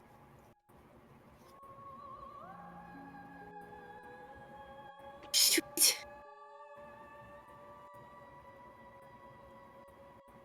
Man, I cast magic in the place that they said not to cast magic in. So, fuck twice, I guess. You, after having cast that magic, you turn around and, see the rest of the party there. You don't see the way back.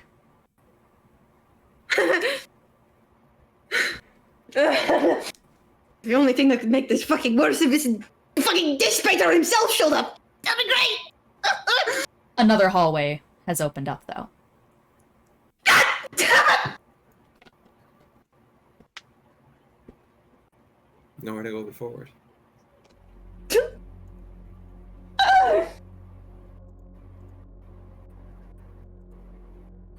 This is awful. Are the rest of us there, or? Yeah. Still... I said that you Yeah. guys see each other, in Okay. a new room, no way back to the previous place, just a new hallway forward. Oh, hey. It was prestidigitation! How is this the tiniest spell in the existence of anything? Is everything all right? Been better.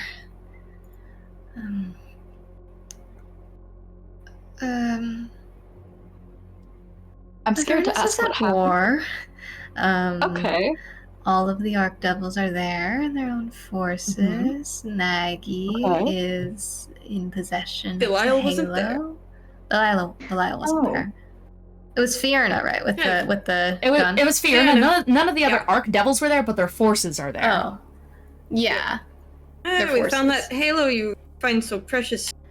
Yeah. Maggie has it. Never getting that shit back. Ew. Yeah. That's not ideal. And Roxanne. Maggie?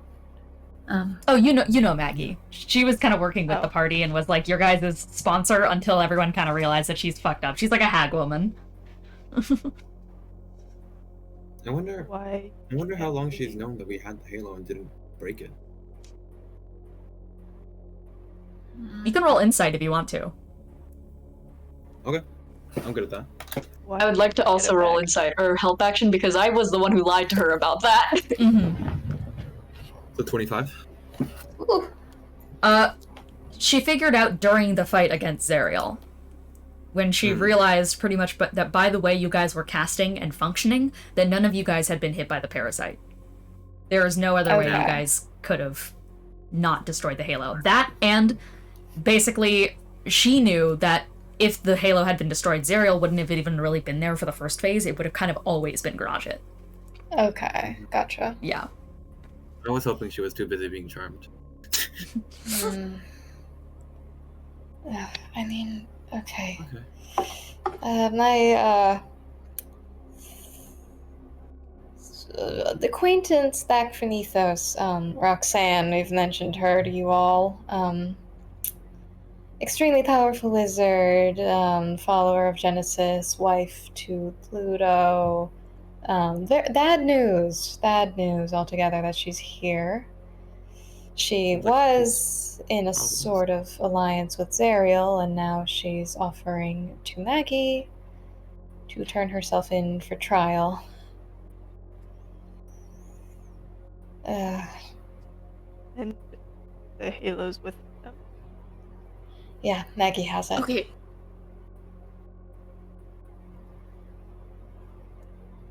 Moral of the story: the Nothic is probably dead, and the world is ending. There's I'm a bit lost, but the point of taking out Zariel was to get Genesis' forces away from Avernus, and now they're right fucking there. Smack dab in the middle of it. Avernus was left without a leader, and there's 2 days until one can actually be appointed, now that the core is repossessed.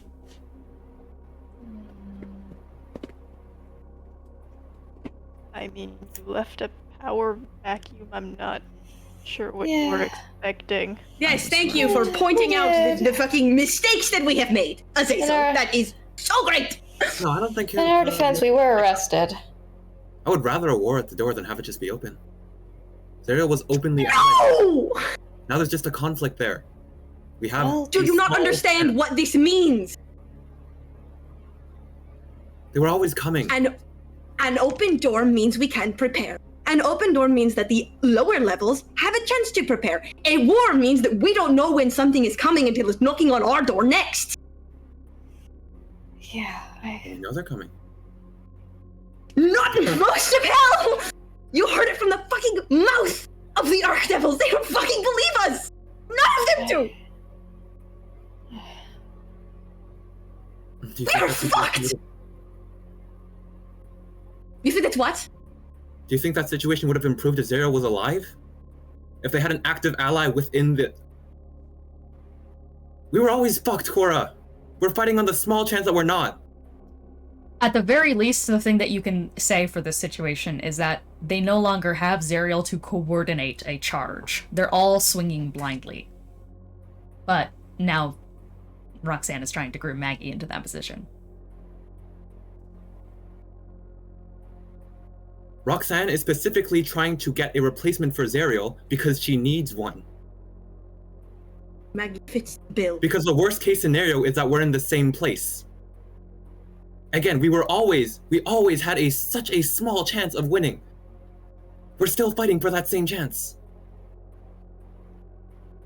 If we're lucky, Maggie's gonna backstab her too. Really good at that.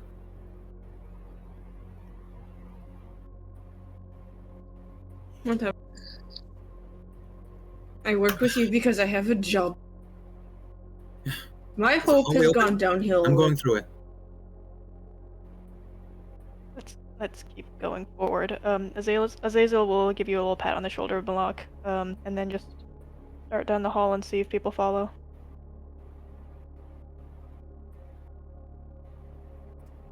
One way to Azazel. go. You see an ornate door. It's open, unlocked, and you're able to slowly careen it open. You see a decadent room.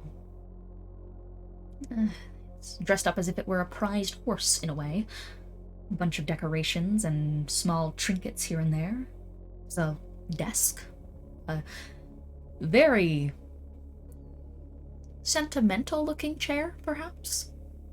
A crystal ball has been lodged within the mouth of a dragon skull on the table. There's a well-stocked bookcase of poetry, as well as a writing station with an animated quill that seems to be working overtime. A sage's robes dipped in gold. A series of singing bowls that are ringing and humming with noxious tritones. A cleaned syringe with a tip made out of dispater scales. A draconic egg perched inside a small warming station. A silver mirror. A spell scroll on the desk, or modify memory. And mounted upon a mantle, behind this grandiose seating arrangement, is a gargantuan rod, far too unwieldy to be a quarterstaff. Over top of the mantle is a painting, done in an expressionistic style, slathered in reds and blacks, but outlining the wicked grin of two figures, Titivolus himself, book clutched in hand and legs crossed, and then draconic in nature, a long and powerful figure in build, with a face that rears more human quality than reptilian. The scales of his shine elegantly across the frame. Scaled hands holds the great rod that tapers off into a halberd's edge, expertly crafted. Not a single sheen of magic behind it. A beard of black hair and tendrils fall off his face, and he has equally inky long hair down his person. His eyes are worldly, knowledgeable, so piercing and sharp that you know you'd lose in a battle against his wit and thought, and even now, they question you. This is, from what you can tell, to Titivolus's realm.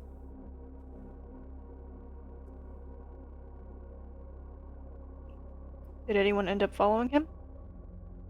Yeah. Yeah. There's only one way to go. I'm not gonna go back into the jail cell. Yeah, I was always right behind you. Yep. Handle to the hammer. He says, just sort of nodding at the halberd handle. Yeah. Goes, fits. The handle for the weapon. Yeah, I'm definitely examining it. Yeah. It's a standard iron non-magical hammer, though it is made from Titivolus's scale. Or not Titivolus, Dispater's.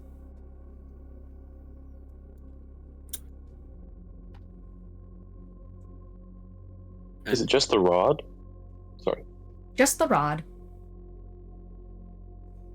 Okay. Or the hilt, rather. And despite being of this Pater scale, you said it didn't have like magic at all?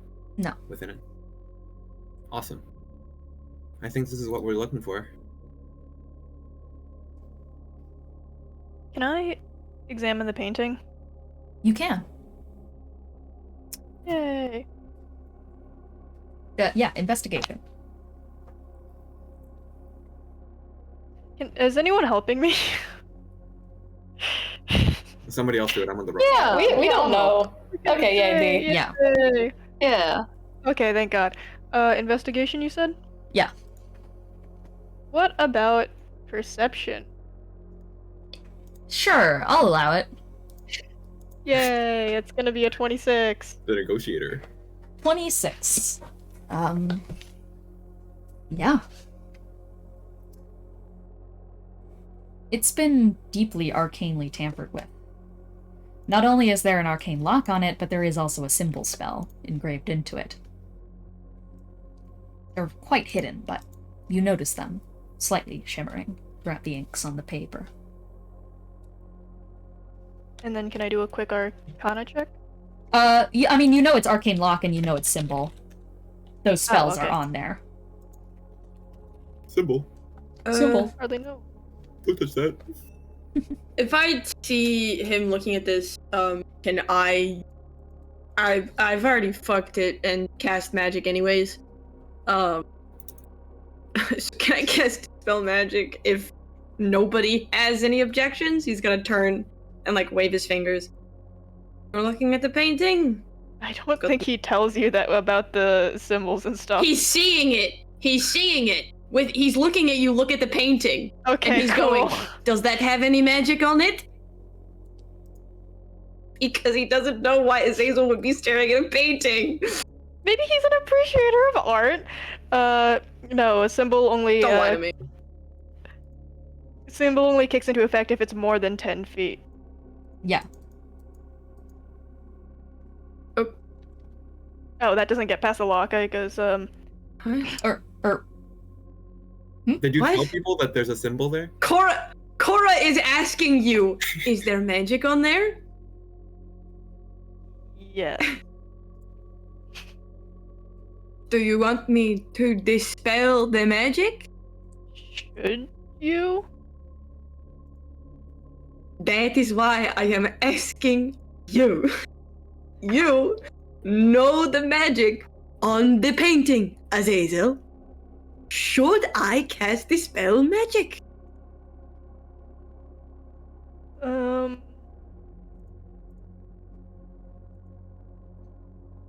I'm reading up on how, one second, I'm reading Arcane Lock real quick. Dogs are gonna bark in a second, probably. Yeah, Arcane Lock is like, you either pick or break it, or you can knock spell it. Yeah, I would argue that the symbol is most important right now. Yeah, the symbol is the 7th level spell on It's it. 10 feet! I'm not planning on moving it 10 feet! But he just goes, Arcane Lock and symbol. Arcane Lock, you either break, knock, or pick it. Yeah. Symbol. Azazel. Yes. I'm a wizard. Great. I appreciate your attempts. Homa. I know this. How big is the painting? It's quite large. It's devilish sized. Yeah. So like larger than 10 Yeah, feet? yeah. Okay. So moving it. Immediately activates the symbol. Yeah. Why are you so interested in this artwork? Well, if it's protected by a spell like a symbol, it must be valuable, right? Yes. Moloch, I'm asking why Azazel specifically is interested. I mean, also for reference, Sween and B did also hear the whole thing of Azazel muttering about the painting. Yeah.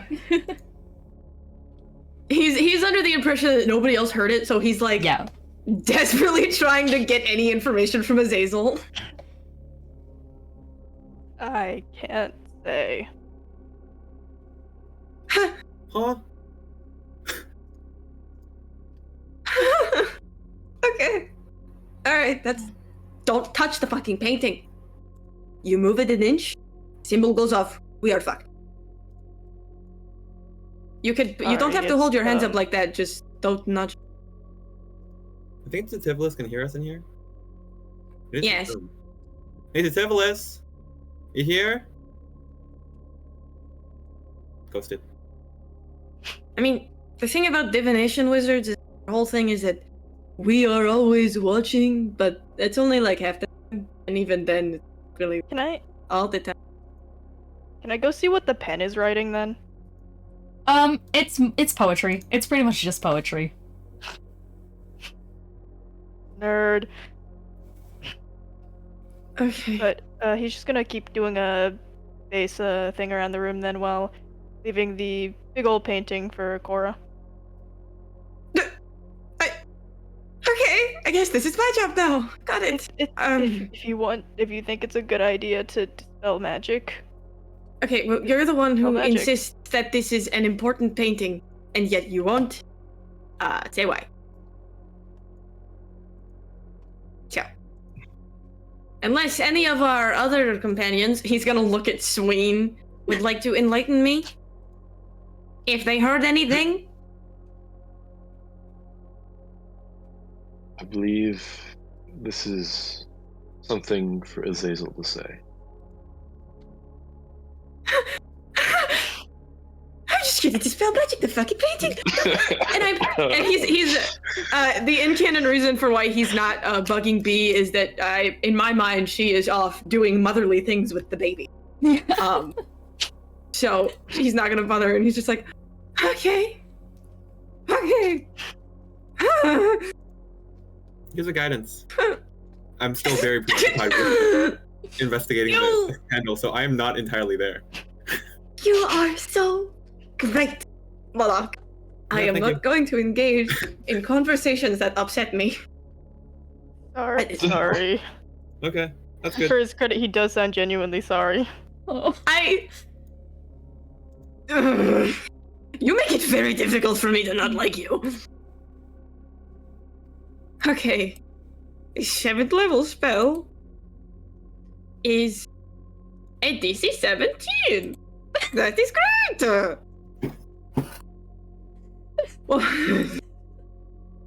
It's just giving like a wide fucking berth around Korah right now. Yeah. He's like I gave you guidance. holding his hands together.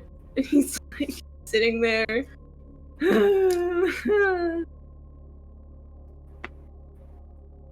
And with your intelligence modifier as well, you have odds to. Yeah, he's also just freaking the fuck out. Okay. I'm going to cast Dispel Magic, and if everything blows up, I trust you all have a way to teleport out. Can I get a yes? It wouldn't activate upon a failure, would it? Moloch, we are in the bedroom of a consort to an Archdevil. I don't think it would activate upon a fail, but I think if something saw that I was trying to do it, I am cooked goose. Got it? Okay. Does anybody else want to do anything in this room? I'm kind of happy with this handle. Because otherwise, we should just leave. Honestly, like. You're going to leave me here? Yeah, rather. Look, absolute worst case scenario. Genuine question: is the painting important or not? Do we need to stay here for the painting? Azazel, please. Please. I am begging you. Do you just not want to say it out loud? Is that your thing? It's message I'm not supposed to tell. Okay. From who? It's whom, Korah? Shut the fuck up! Okay. If he's not supposed to tell, I don't know if he can tell us that either. Just do we need to stay in this room for the painting? Okay, just yes go or no? fuck off, and I can do this. I'm not gonna leave you alone, Korah. I'll be here. Azazel stands exactly 9 feet away. Okay. I mean, Charpay is just, I don't know what this is gonna do, but Charpay is like staying next to Korah with like her parasol, just with the hope of like, if everything blows up, the partial, like just something, a shield. Okay. Moloch is taking the handle directly outside of the room. Just Yeah, like ability check with my spellcasting ability. Okay. And yeah, I will say his panic is completely just in character. As a person, I have a +8 to my spellcasting ability, and I rolled an 11. Let's say this. Okay. So he succeeds regardless. Plus the fucking okay. Plus the D4. But yeah, the DC is 17 for this spell specifically. So he gets 21, 22, 23. So regardless, it's going to go off. It's just he's sitting there and he's just like, I'm gonna die. I'm gonna die. It's gonna kill me. Holds his hand out. Spell begins to churn in your hand. You kind of like picking a lock, though with anxious, twitching fingers. Slowly make your way through the spell. You feel the touch of Titivolus's magic around your hands.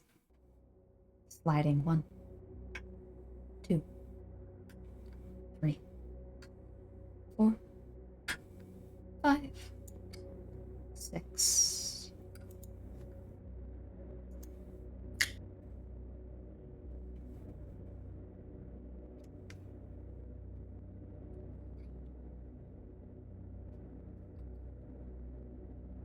Oh God. Oh God. Oh God. Oh God. Oh God. Oh God. Around you. It's all around you. It's everything. It's all around you. No matter where you look, it's everywhere. Every single bit of paint against this canvas. You're stretched and wrapped around inside of it. You're being held together by nothing more than your last fledgling thoughts that are very quickly starting to unwind inside of your mind as they get plucked and plucked and plucked and plucked and plucked like feathers. Feathers. You're made of feathers. You think you're made of feathers. You're not entirely sure if you're made of feathers or not. You don't know what a feather is. You don't know what a word is. What's a word? You don't know. You don't know where you are. You don't know where you are. Are there people around you? What are people? Who are people? Who are you? Who are you? Who are you? And who is that?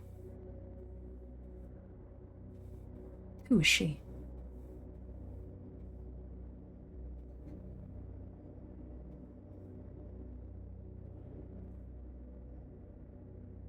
Korah vanishes. Shit. We're gonna end the session off here. Fuck. You fucked it! Oh, we did so bad. We suck. We suck at this. God, oh dude, God. that sucks. Mom! Save me! Pick me up from school. I wanna go home. I wanna go home. Oh, I threw up. Did not see this, so they... Mom, I flew up. Mom, there's this really bitch-ass guy who wouldn't tell me why I should cast this fucking spell. I need you to fucking put him in timeout. Holy shit. I hope you know he would have been fine if Sween or B said anything. Oh God. You fuckers. He's just not allowed to. He's not allowed to tell. I'm sorry, I was going through it. He's allowed to tell like who he perceives okay. as someone who's gonna go get the job done with the abyssal stuff. But I don't know if Azazel thinks that Korah's really gonna do not that. us. Yeah. Yeah, to be clear, I am not upset at the fact that nobody said anything. I think this is a good outcome. It's just you fuckers. Sween saying, I think this is Azazel's story to tell. Korah is going to do it. And by If you watch the clip, Azazel is also surprised to hear Sween say that. Are we gonna do closing remarks? We're gonna do closing remarks. Yeah. Okay, starting us off. Ethan, what's one thing you learned? What's a roleplay moment you liked? Okay, yeah, one thing I learned is that Maggie has the halo, which is only off us, but it's like if Zariel had the halo, but was slightly more chaotic. So it's fine. Everything's fine. It's fine. I'd like it. I think I'm gonna give the roleplay moment actually to Ro, for being the most pathetic person. So true. We're the biggest freak of the week, honestly. Azazel is insane to me, because just like the world's most... How are you a freak among the freak? Azazel is so unbelievably bad at emotions. It's genuinely crazy. No I wonder don't you know. got divorced. True. Yeah. No, Yeah. True. He was better, and then he got put in the torture nexus. It's true. Yeah. The torture nexus that fucks up your brain for It big time, tends to and do then this. and then you kill your wife, and you help kill your ex-wife, then wife again, then ex-wife because she's dead. Happens. Anyways, Ro, what's something you learned? What's a roleplay moment you liked? Hi. I learned that I cannot escape Roxanne, Rox! forever. Honestly. Still like... Yeah, thanks, Kiki. But, Yeah. as for what Azazel learned, honestly, he's just kind of like doing his own thing mostly. Yeah. We could. Yeah. One Nah, roleplay moment I I'm doing like, my own I thing. gotta give it to specifically Ines during that conversation with B and Charpay outside while Sween and Moloch were in the forge. Just because like, oh my god, that was just it's like a old ladies over tea, like going like, oh my god, like, you know, and it's just like So oh, true. nice. So true. There's also some good like emotional moments there too, particularly the wedding talk. I like that a lot. All right, Kiki. What's something you learned? What's a roleplay moment you liked? One thing I learned. My mom forgot to pick me up from the fucking after-school activities, and now I'm standing in the parking lot with my lunchbox and my juice fucking pouch, waiting because Azazel told me to. Because also another thing I learned is that fucking Titivolis has the abyss in a painting. Boy, put that away. Don't have that. No, dumbass bitch. So, fucking stop it! Stop it!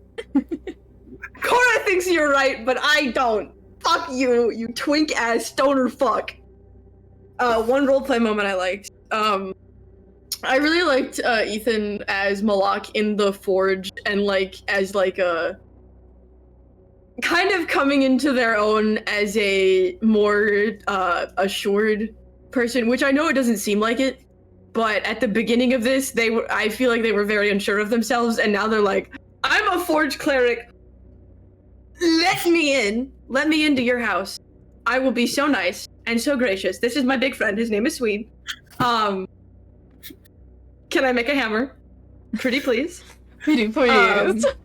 I really think that moment with Fierna pulling a gun on them was a really solidifying moment. It really makes you feel like you are influencing everything when you get a gun pulled on you by an archdevil for your smart ass mouth. I'm just asking questions. I don't know what. Yeah. It's just no. Don't. I don't hate you. I think you should keep asking questions and ignore this gun that I have pointed at the screen. Look away. Thank you. Yeah. Thank you. No, I appreciate it. Yeah. Okay, well, finally we have, or not finally, we have me. One thing I learned is Kiki can crash out in ways that have never been documented before. It's genuinely crazy. You think you missed the part where Moloch had that gunpoint out? That was not this session. That was back, that was a couple sessions ago. Not.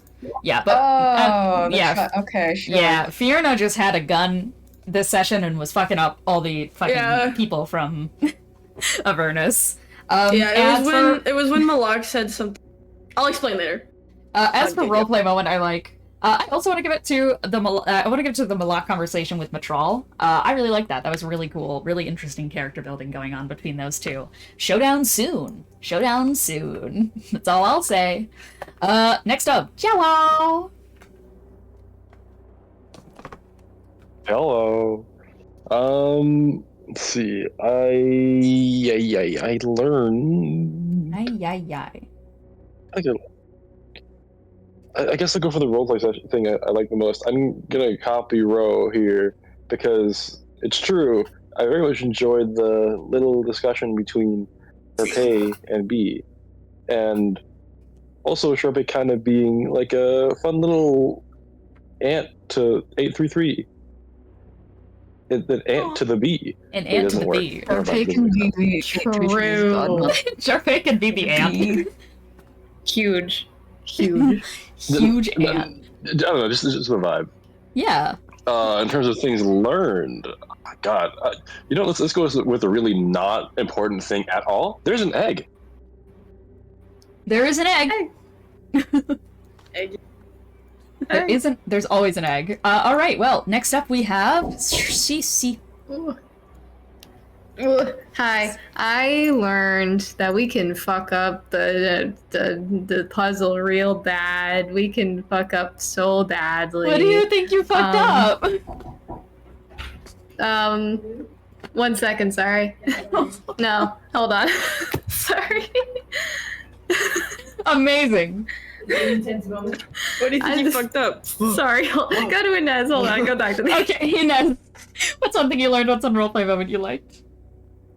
I mean, as I played Beelzebub, one thing I learned is that the Abyss is a thing. I didn't know that was a thing. I only just learned that. It's been a thing. Me, Ines, and me, Beelzebub, did not know the Abyss was a thing. Or that Azazel was in the Abyss. That must have sucked. Sorry, yeah. man. Roleplay moment.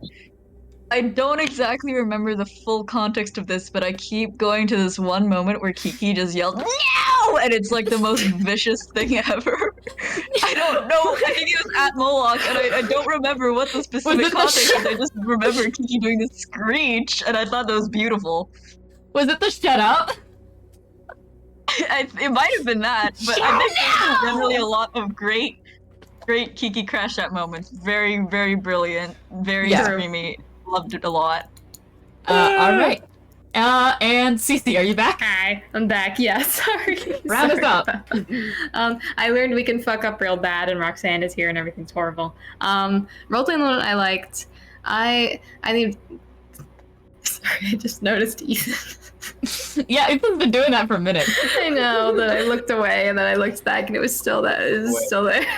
I really liked. We've already gone over this, but I really liked that conversation with Moloch and the Forge guy in the Forge. That was so cool. Just, I mean, it's it's kind of a classic Ethan moment. Just being like, just the absolute assuredness in her values and like, yeah, I fucking love making things. You have a problem with it, idiot? Like, that was really cool. I thought that was really good characterization. I really enjoyed that scene. Yeah. Thank you. You're welcome. Thank you. All right, well, thank you guys so much for this session. Thank you guys so much for showing up and for watching. We'll see you guys next time. Bye. Bye.